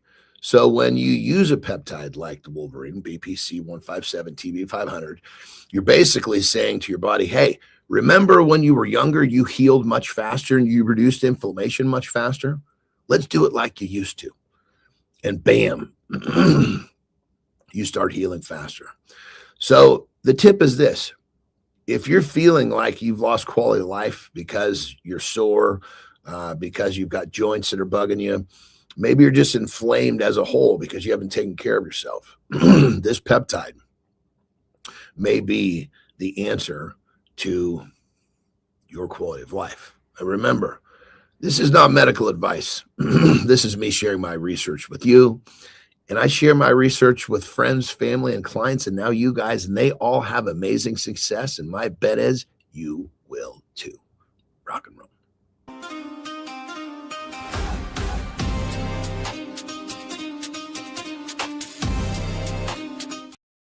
All right, welcome back to Mornings in the Live with Keith, John, and friends. You're listening to the big show where we help men and women and every human on the planet start their day with some fun, entertaining conversation, some momentum, and some positive energy. So, hey, if you're just joining us, you've been lurking in the shadows like Cheryl Whitaker. What's going on, Whitaker? I missed you yesterday. I've had a head down crazy kind of week. I'll come knock on your door later today or tomorrow. But guys, if you're new to Nation, head on over to mornings.live. Check in and let us know you've been watching from. Come check into the show. Come say hello. Mornings.live over on the Mornings in the Live network. Mornings.live. Come check out the daily poll, the question of the day, and of course, build some proof. Check into the show and show us your streak. All right, guys, coming up. We are going to get into the deep dive. Dr. John Petchow is going to join us. We're going to have a conversation that apparently, more men want kids than women. And that conversation is going to start here in a quick second. We're going to get to the morning focus at the bottom of the hour. And then Maya Reyes will join us for the community corner in about 40 so minutes. Jimmy, let's get into hour 2. And that conversation starts right now on Mornings in the Lab with Keith, John, and friends. More young men now say they want kids than young women do. Sounds wild, right? If that's you, stay right here. It's not that women hate family. It's that the offer looks unsafe. They're not doubting babies. They're doubting the deal. And the deal has receipts. Her sleep disappears. Her career takes a hit. Your someday turns into her daily load. Quietly. New rule. Wanting kids is a sentence. Being safe to build with is a pattern. You don't get credit for intentions. Only proof. Do one thing this morning. Pick one invisible job and own it. Put it on your calendar. Do it without reminders. Every time. We'll show the mistake and the fix. We'll show the rule that changes the math. So parenthood feels fair, not a trap.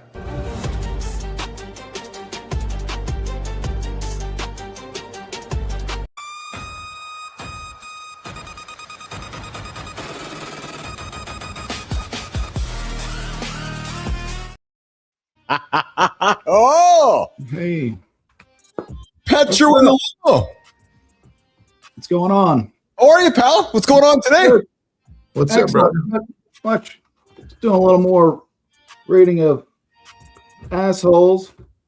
And tell us about that. What have you learned about assholes in the last? Yeah, well, I actually learned that the people standing in line At the bank?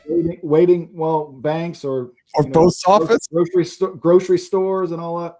Yes. John said last week he thought they're actually dumbasses. Yeah, those are dumbasses.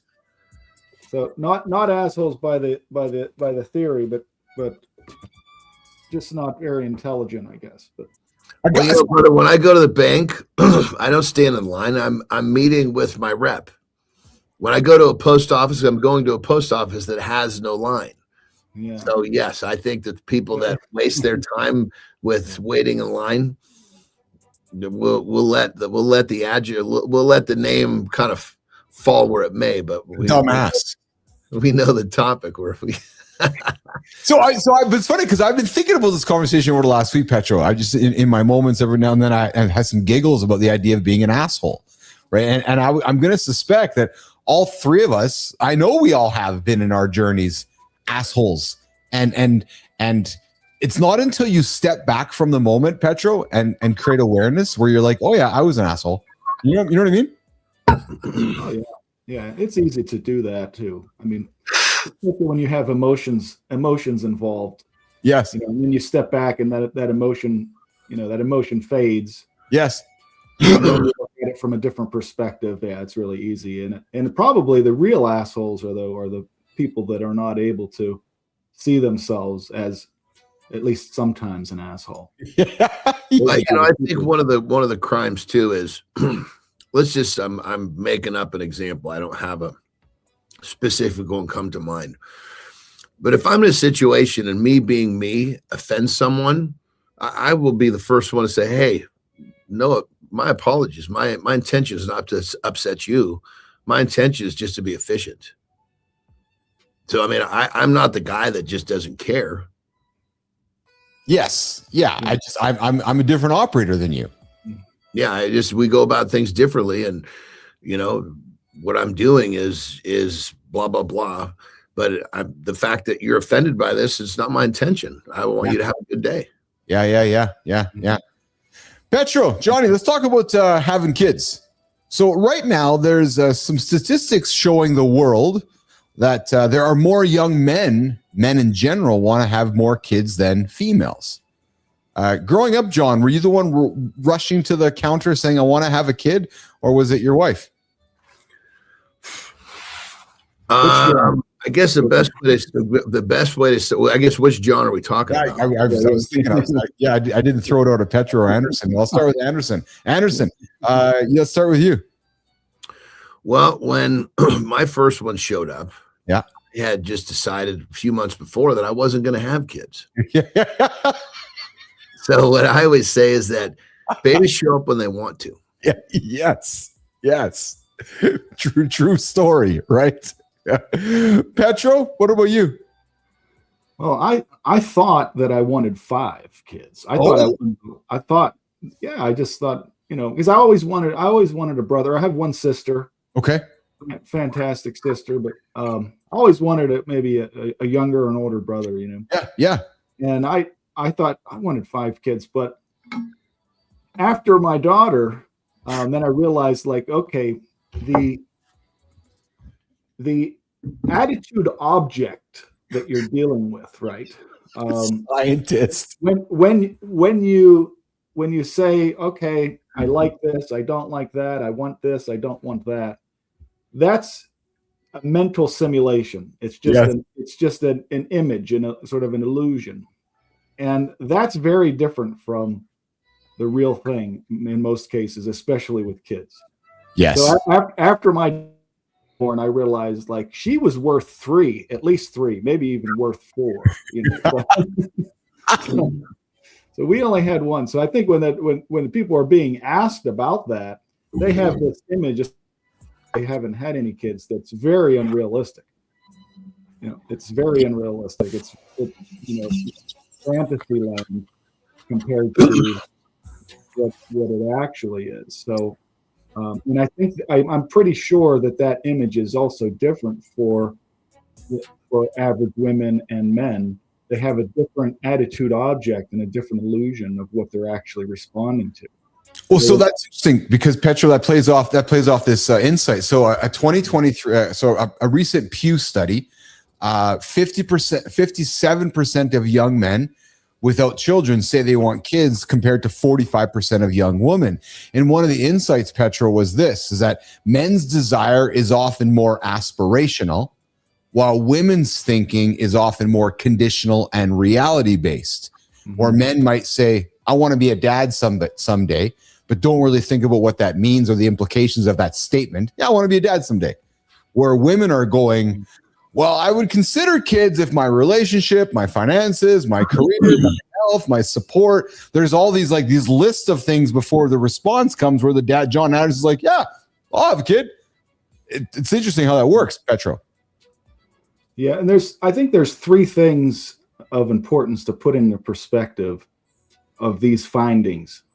So I think I've been actually following this throughout the years, and I tracked down and they compared 2 years ago. They compared Pew study data from 2021, 2018, and then compared that to 2024. And there had been a trend showing that both men and women were less interested in having children. So there was a growing sort of trend that the numbers that I'm not sure and I don't want to, those numbers were going up. So the reason why I think this latest report, and that's actually focusing on 2023 data for whatever reason, there seems to be this anomaly where there's a majority of men saying that they do want kids, right? So when you put that in perspective, though, with the fact that no matter what you ask people, if you ask them to report on the reasons for their attitudes about something, they readily admit about 40% of what they generate is bullshit. So no matter what you give people, to report on, and then you ask them, to rate each thought one at a time for how much it's connected to truth, genuine evidence, established knowledge to support their reasons for their attitude, admit about 40% of it is bullshit. And then when you put that into perspective also with there's only one study, and I believe this was done in Germany or Poland, actually. Yeah.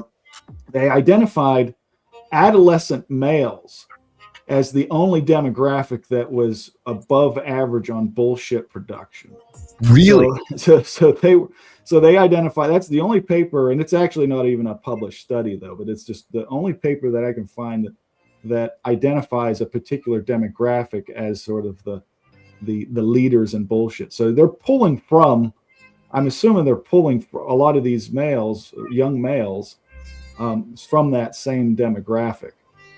So again, what they're responding to, I'm not so sure is what the data suggests. The data suggests, okay, well, almost 57% of males want kids, but I'm not so sure that's correct. If you reduce that by 40%, you get more like 34%.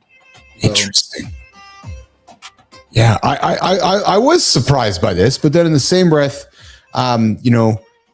we watch societal views changing, and it made me, I asked the question to Johnny at the beginning of the show, if he had a son, if his son came home and said, I'm going to be a stay-at-home dad, how would he feel? And his response was, well, if that's going to make you happy. And I would respond the same way. I don't know if every man would, frankly.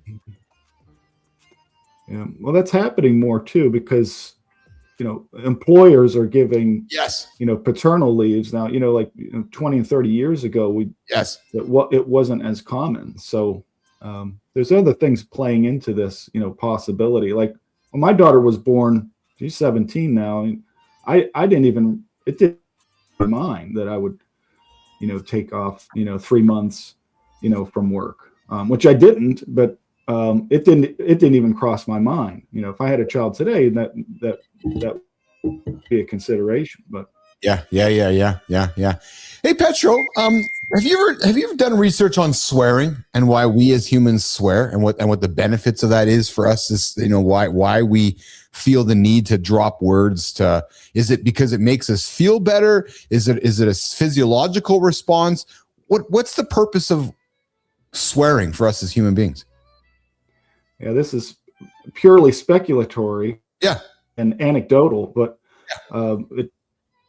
it appears to release at least some, or helpful in expressing emotions that we otherwise wouldn't be able to express. Yeah, but I'm not aware of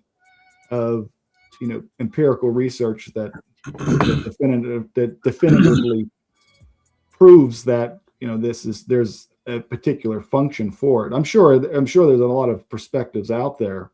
Well, the notes that I have says that swearing activates older brain regions involved in emotion and survival. So basically the fight or flight.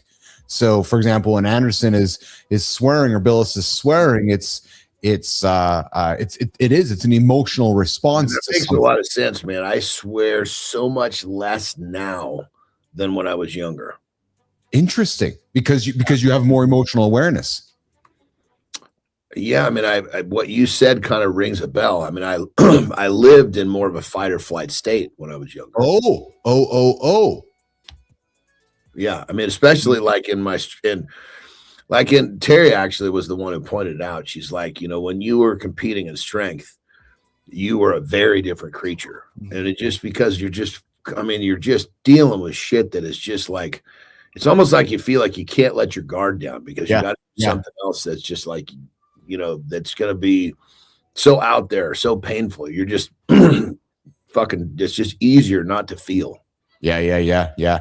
Well, so there's experiments, and I don't have the empirical evidence, Petro, per se, but my notes here, experiments where people keep their hand in ice water that repeat a swear word increase pain tolerance versus using neutral words by a large margin. You're nodding to that, Petro.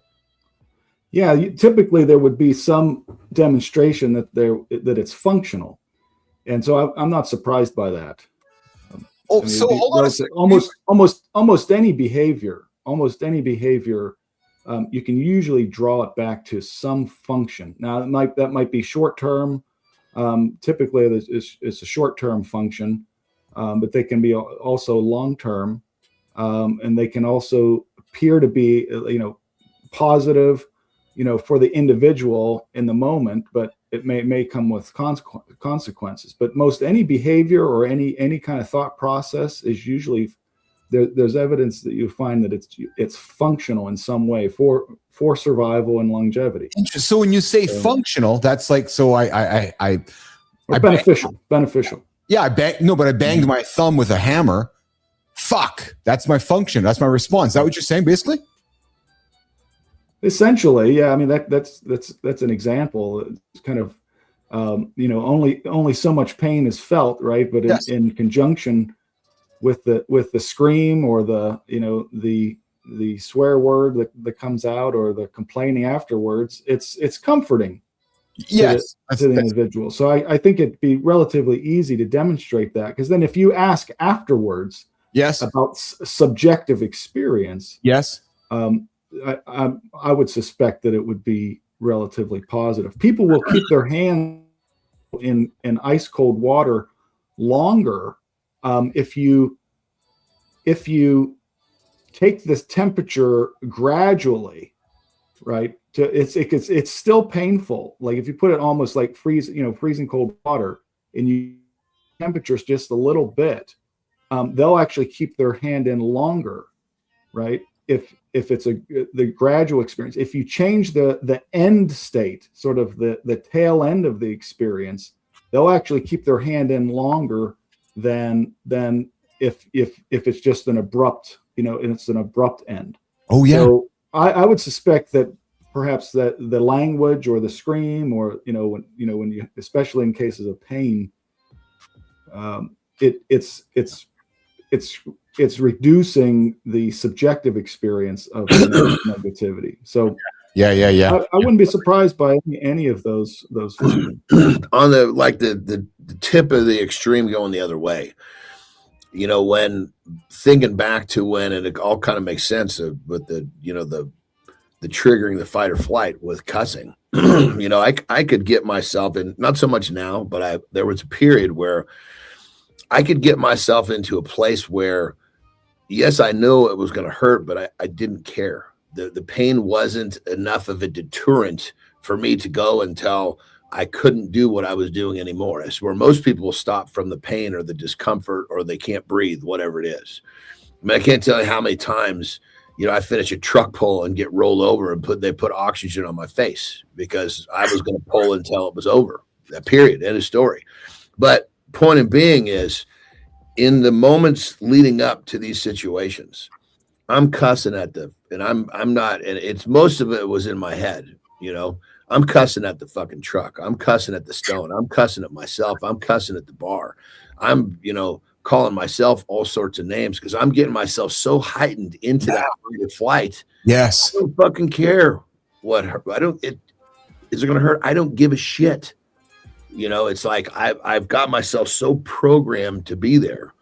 Yeah. And that really all I was doing after we talk about it, I was just I was triggering that fight or flight. My body's dumping out all sorts of chemicals to help me get through what it was going to go through. When I hear you explain that would seem like if I was going to go to war or something and have to go into battle, that's probably what I would do, John, to psych myself up. Now that I'm hearing you explain that, that's like, okay, I guess that's how I'm going to emotionally manage what's about to happen. Like the way you described that, I can hear that because you're revving yourself up. You're basically getting yourself to a point where you can't come off. Like it's like almost like a drug, John, basically.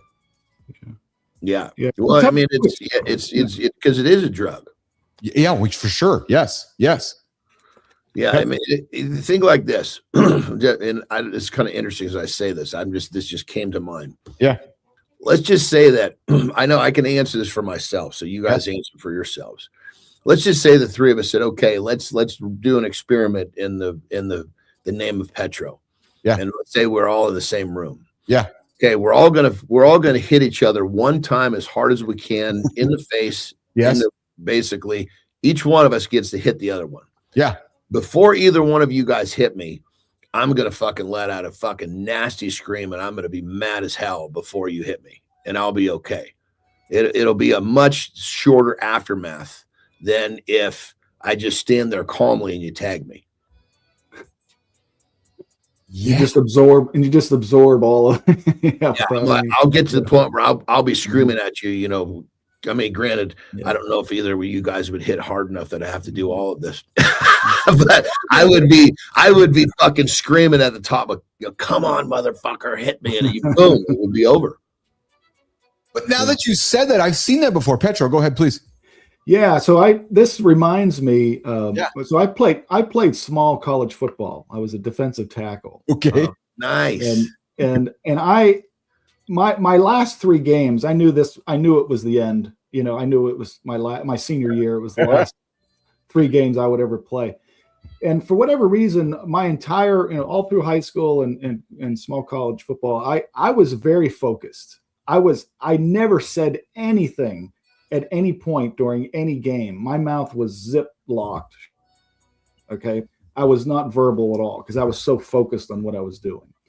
But for whatever reason, those last 3 games, I had the worst, nastiest potty mouth the entire game for whatever reason. And I started to lean into it, and I realized, I had probably my senior year, I probably only had like 2 sacks the entire season, right? In those last 3 games, I had like 6 sacks. Yeah. I was unstoppable. Every play, screw this, fuck that, this, I'm coming up your ass or whatever, right? It was horrible. And my teammates were my play was excellent. So they didn't stop me either, but it was totally out of character. Do you guys remember John Randall? Yes. Remember John Randall from Vikings? Yes. He looked at footage, and you hear his coaches. It'd be an hour before the game. He's over there fucking hooting and hollering. He's getting his RPMs up. He'd be sitting on the fucking bench.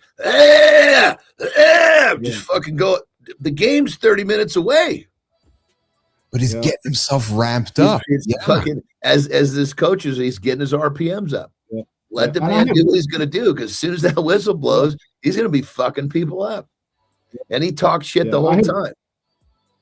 Yeah, I had witnessed that, John, with other teammates and other opponents, and all of those years I just kind of ignored it. But for whatever reason, and those were the best 3 games I had played. I don't know, maybe something different would have happened had I, that. But it was I don't know. I was just it was really intense. The adrenaline was going, and I knew it was it was the end. It was kind of sad, to say goodbye to it, because I had so much fun in game days. But for whatever reason, I just let it run, and it had a big impact on my performance, because those were the best games I ever played. In training, often my partners and I would fucking you would never know that we loved each other, because we were just, is that all you got? You fucking pussy? Jesus Christ. Come on. I want, if someone's going to push me, what are you doing? Yeah. It's still your fucking set. That guy is still your fucking set. Yeah. Still your motherfucking set. When my first English bulldog passed, and I remember the moment because my vet came here to help me put Ray to sleep. I went outside and I just screamed and yelled and swore like it's like I had to get all this emotion. I'm just thinking about your John Randall story. It was like I needed to, 30 minutes after that, I just screamed and I made a bunch of sounds outside, and my vet was like, "You okay?" I'm like, I just had to get all this energy and swearing and words and just off my body, essentially. Yeah. Hey, what to this? Why is it so funny and enjoyable to hear elderly people swear? People that you don't expect to. Well, I think because largely you look at an older person, and that motherfucker's sitting there in some sort of like a really conservative fucking outfit, because he's got really conservative as old, and you never expect some guy sitting there in a cardigan sweater is going to start cussing like a truck driver. So it doesn't match. Yes, no, it doesn't match. I'll tell you what doesn't match. We grew up with a young lady who's no longer a young lady. Yeah, she's still a young lady. And imagine this being your mom and saying, "Hey, Mom, what did you look like in the 90s?" So there's Pamela Anderson in the 90s. You're like, "Yeah, that's my mom. That's my mom." And listen, and I'm not judging what she looks like today. I think she's beautiful today. It's such a contrast over, she's now rebranded herself where she's very much makeup free, and she's very, like you go back to that starting picture, Jimmy, if you can just scroll it back to the beginning, Jimmy, when she's in the kid, there you go. That's her today. Right. And I think she's beautiful today. But you go back to what she was like in the 90s, like, oh yeah, there's Pam Anderson. Right. And that's you can push a button and do it again.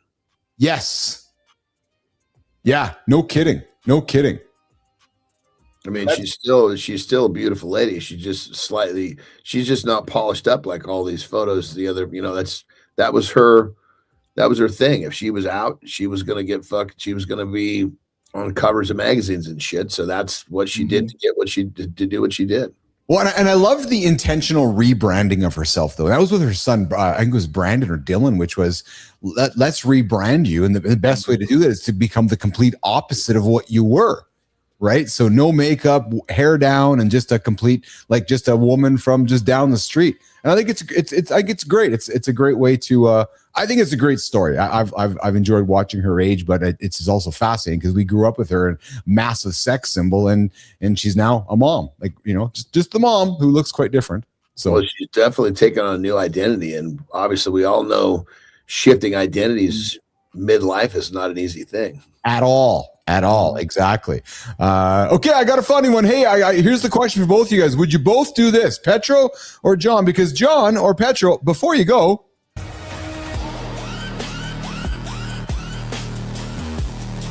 Hey, John, before you go, we found River Russian Roulette. These kids got vacuum sealed through a murder pipe. Pitch black, fast current. That's not fun. That's your obituary wearing water shoes. Everybody cheers after. Of course they do. Surviving bad ideas always sounds louder than thinking. One snag and you're done. That's the whole math. No second draft inside concrete. So big dog, where you at? Brave little water slide or absolutely the hell not?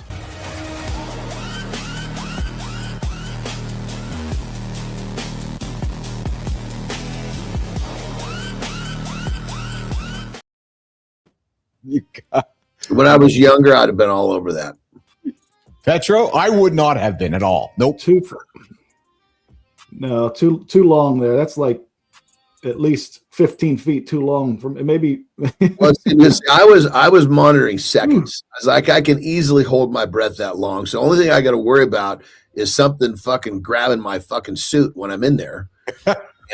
When I was younger, it was like, especially when I was like getting into training, my whole fucking existence was doing something I'd never done before. And it went into all areas of my life. That's zero interest to me. So regardless if I was, now I agree, zero. But right now, I have no fucking way. Even back then, no interest to me. Nope. I'm like, no, I'm a pussy. I'm not going to do it. I will say this though. As I aged, I had enough confidence in myself where I was never peer pressured into something. You know, maybe a little bit younger, I found myself, but I was pretty good with like, no, I'm not doing it, not doing it. So I couldn't find myself doing that at all. I think I was always the guy that was the first to go down the fucking hole in my peer group. Yeah, not in that particular one. My first thought is my butt's getting stuck right at the beginning there. Yeah. And all the kids are laughing. All the kids are laughing at me. I wouldn't even go start. Yeah, if you got snagged in there, you're in trouble. I don't know if I would have wanted to put shorts on because my husky ass and my husky thighs wouldn't have looked very good. So I probably wouldn't even got there to start with. Petro, what do you got going on this weekend, brother? Before I get you out of here. Oh, it looks like we got tennis weekend this. Oh yeah. So we got tennis seasons raring to go already. Nicely done. But that's about it. Nicely done. All right. Well, and we got Anderson's buddy coming in, so he's gonna go. Anderson's suntanning on the beach today. I'm gonna do some, probably more tomorrow than today. I'm gonna do some fishing. That's always fun, you know. Yeah. Where do you catch that lake? Oh, we stock it with it's a combination of three types of fish to keep the ecosystem so it stays clean. And is it eatable fish? And I'm serious. Yeah, you could totally eat them. I think everybody just throws them back in because we realize that there's a balance there that keeps the lake nice. Yeah. But for the most part, what we catch is largemouth bass, which are fun to catch. Oh yeah, well that's fucking cool, man. And who is it? Who restocks it? Like the community or like the corporation? Like who restocks the lake? Yes, the homeowner. So every 15 years, they drain it out and basically clean anything that needs to be cleaned in the bottom, then fill it back up and restock it. Very cool. Well, listen, you enjoy yourself on the beach fishing, Anderson. Petro, you enjoy tennis. I'll be enjoying building, and I look forward to catching with you guys over the weekend into early next week. That's it. All right.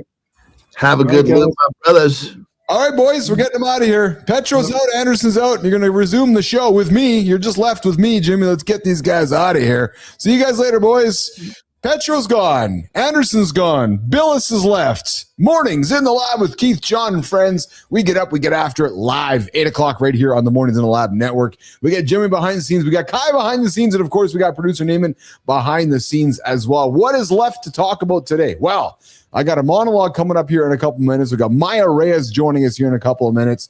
And, Jimmy, I think we should run the Did You Know? I think I want to run the Did You Know? Because maybe people don't know this. And maybe those that are tuning in want to know this. But did you know that if you had chickens or any kind of animal, that there is a really creative, convenient way to hide the chickens? Well, watch the clip. Let's talk about it. Jimmy.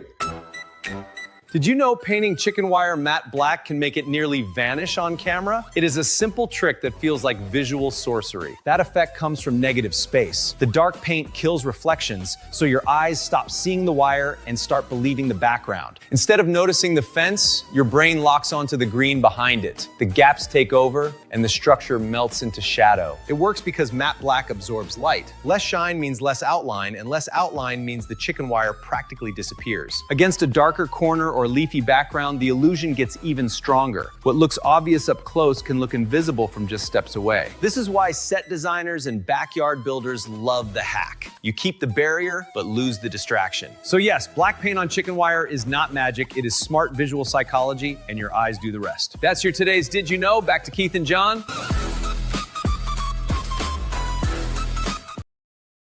There you go. If you're looking to lock your kids up, put them in the back fence. Yeah, chicken wire painted black, and the kids will never know if they're in the fence or out of the fence. So there you go. Life hacks, teacher hacks, kid hacks, parenting hacks with the handsome Chief Keith Billis this morning. Put the chicken wire up, painted black, put the kids in there. They'll have no idea that they're constrained, and you can put your helicopter parents away. All right, Morning Focus is coming up in 46 seconds, and that conversation starts very shortly. Live or pre-recorded? That's not a format choice. That's a courage test. Safe doesn't compound. We're deep enough in to relax. Then something false gets said. We decide not to let it pass. So we answer it directly. No smile, no rescue. Just real disagreement in real time. That's when the room gets electric. Pressure rises. People lean in because they can feel the stakes. And the stakes are human. Trust gets built or broken there. Self-respect gets tested there. Pre-recorded can keep us tidy. It can't make us matter. Loyalty and authority grow under risk. That's the doorway. Chief's about to take it deeper. Morning begins here.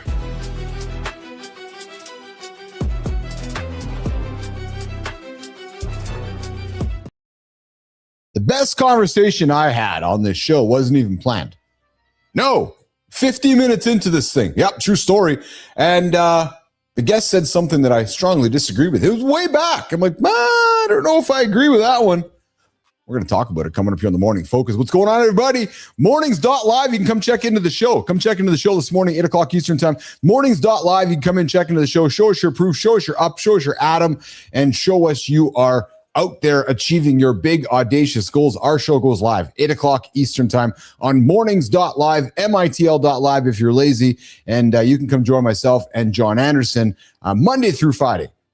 For fun conversation, entertaining conversation, learning stuff, motivating stuff, just a way to start your day with us. All right, like I said, it was a while back. I had somebody in the lab. They said something that I just didn't really agree with. And instead of doing the polite thing, which a lot of us would, smiling, nodding, moving on, I said, actually, I don't think that that's right. And they're like, what? And I'm like, and here's why. So we went back and forth. I had a good old tennis match, back and forth, back and forth, back and forth. And, it was very much uncomfortable in the best way, full of conversational respect, having a back and forth. But then the chat exploded. Yep, I remember it. People took sides. And that episode it was put out there because people enjoyed the moment. And you know what it was? It wasn't a manufactured moment. No, it was a moment of reality. It was a real tennis match of two people having a conversation, exchanging points of views, going back and forth, and each showing the conversation along the way. But here's the thing. I didn't create or manufacture the moment when it happened. No. There was no conflict arc in the story. There was no Melissa giving me notes saying, okay, now's the time to create the argument. There was none of that. There was no script saying, okay, when the guest says this is what you're going to say in response so we can make it provocative. No, wasn't that either. It happened in the moment. It happened because we were live. And live is the only environment where you can't retreat into the edited version of yourself. And that to me is what I love about this medium. And that to me is authentic. Yes, not raw for raw's sake, authentic for reality's sake, and not performative vulnerability. I've watched too many people come on this show and others who put on the performative vulnerable position. Okay, I'm going to be vulnerable right now because Bill has asked me. Oh, I got to go on this show today, and I know that they're going to ask me some vulnerable stuff, so I'm going to be vulnerable.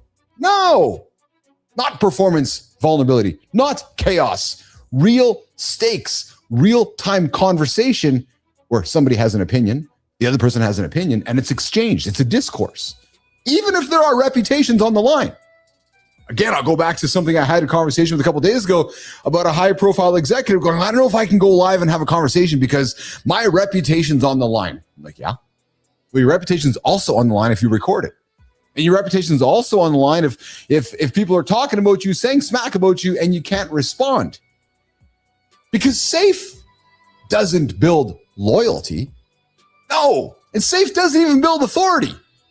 And here's what I also know. Being safe actually doesn't compound because everybody else is being safe. So when you're just being safe, you're actually being like everybody else. And I don't know if that's what you want to be, especially when you are looking to compound your interests, compound your momentum, compound your life forward.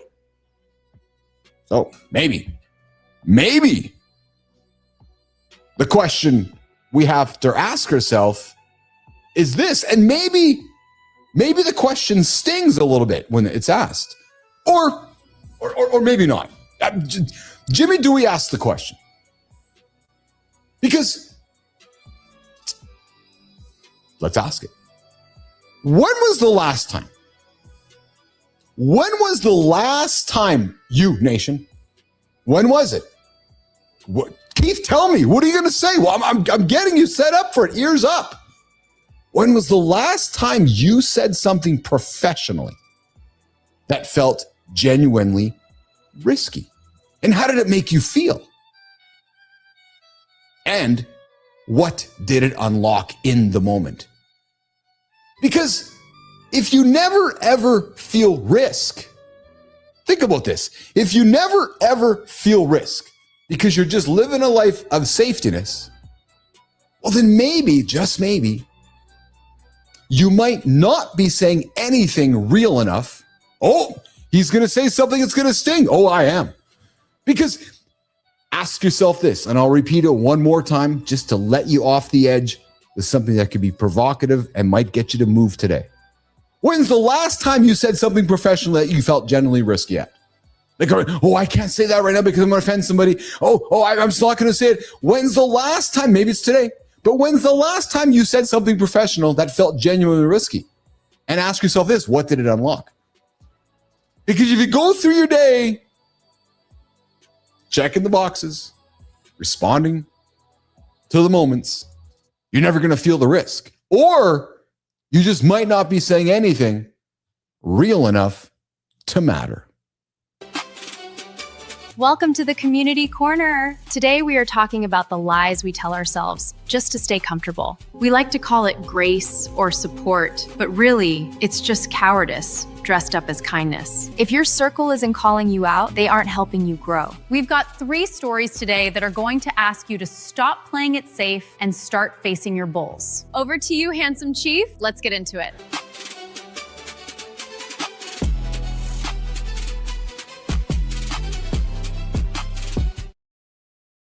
All right, Arthur Brooks over on YouTube.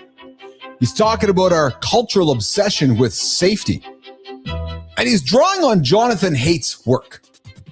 Brooks argues that we need controlled danger to be happy.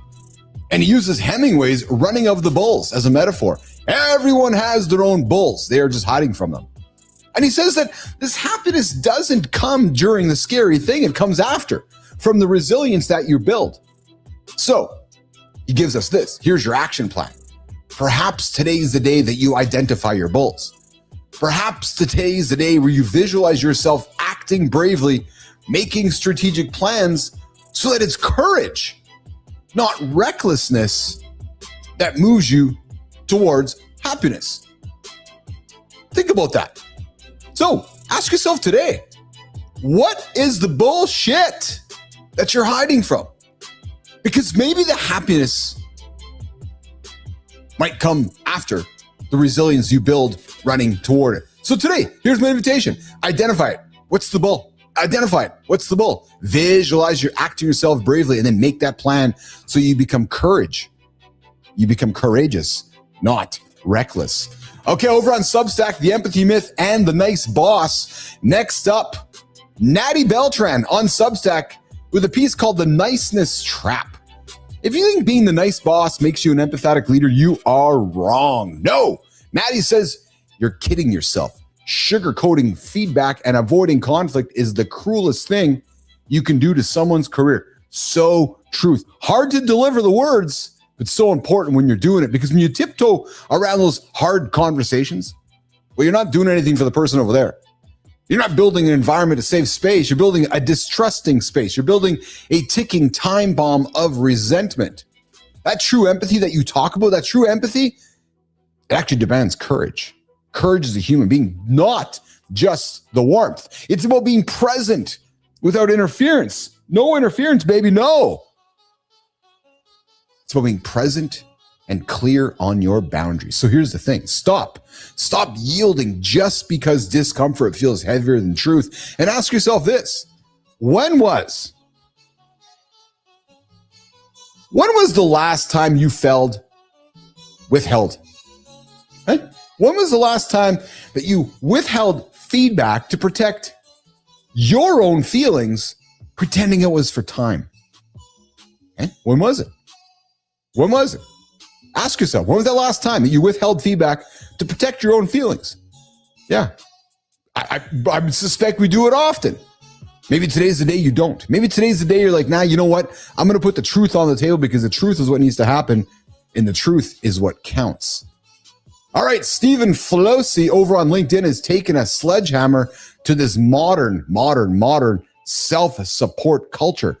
His point is just blunt. Real brotherhood isn't about nodding along while your buddy drifts into mediocrity. No, he's like, calling a man's excuse grace isn't kindness, it's straight up cowardice. If you're a leader, you're a father, or you're even a friend, your job isn't to protect comfort at the cost of growth. No, it's honest feedback and respect. So here's the takeaways from Stephen. First, audit your circle. Then keep an eye on who you're comfortable with or who's pushing you. And then second, realize that brotherhood is built on standards, not excuses. Think about that one for a second. How many of us have buddies or brothers that are just excuse brothers? An excuse to go and sit on the couch and eat Cheetos, an excuse not to go to the gym, an excuse not to get up and get after it. Who in your life needs you to stop being agreeable and start being honest today? Ask yourself that. So, hey, throwing it back to Maya Reyes. Maya, if we dropped you in Papillonia tomorrow and you're outrunning the bulls, fuck, Maya outrunning the bulls, actually? Yeah, Maya's going to outrun the bulls. All right, Maya, if we dropped you in Papillonia tomorrow, are you going to outrun the bulls, or are you going to try to coach them on your mindset? Please, Chief. I'd have those bulls journaling by 12 p.m. But Brooks is right. The danger you're avoiding is exactly where your growth lives. Whether it's having that hard conversation Flosi talked about, or finally giving honest feedback like Beltran suggested, you know exactly what you've been putting off. You don't need a perfect plan. You need a next step. So pick one uncomfortable truth today. Say the truth out loud, then do the smallest thing. One excuse out, one actual in. See you next time.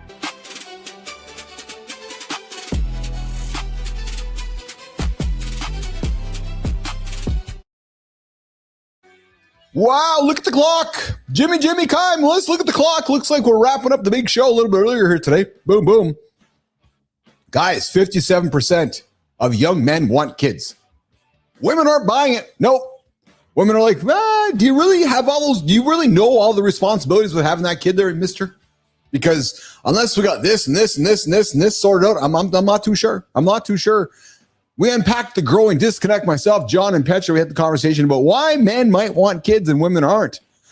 Jeremy Barker was supposed to be here today, but he's busy with meeting with Cubans. So we do not have Jeremy Barker here today. He's going to re-up with us here in the coming weeks and so forth. I got into a monologue about live versus pre-recorded. Safe doesn't compound. We talked about the power of a live conversation, creating trust, creating loyalty, and creating real moments. While that safe, polished stuff builds nothing.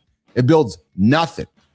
And hey, if you're going to keep eating shit, guess what? You're going to keep eating shit.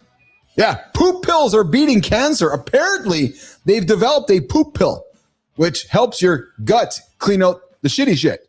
So if we're living a life of eating crappy food, we're going to end up having shit pills to help us beat cancer. We talked Polymarket pulling nuclear detonation betting after backlash. And hey, guys, coming up next week on Mornings, we got some big conversations lined up. 66% of men are burned out. Bunch of men feel like nobody knows who they want. Men want marriage more than women they do. Wow, Brianna Bass is joining us next week. Testosterone's declining. Plus, on Thursday, we got an incredible guest joining us. Eric Severinhouse, the man who summited Everest and still says entrepreneurship almost killed him. Eric's climbed Everest, built companies with more than $600 million.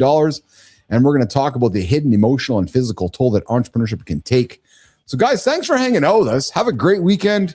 Take care of each other. Keep showing up. And hey, listen, if you need to, go look in your mirror. Yeah, go check out your mirror. Your journey, your day, your life starts by looking in your own mirror, and you can get a mirror from us. Yeah, true story. Yeah, look in my mirror. Look at mymirror.com. That just might be what you need to get yourself moving and help get out of bed. To not hit the snooze button every single Monday through Friday. Mornings.live on the Mornings in the Lab live network. We get up 8 o'clock. We'll see you guys on Monday in less than 48 hours live on Mornings in the Lab with Keith, John, and friends. We'll see you guys here. Ciao.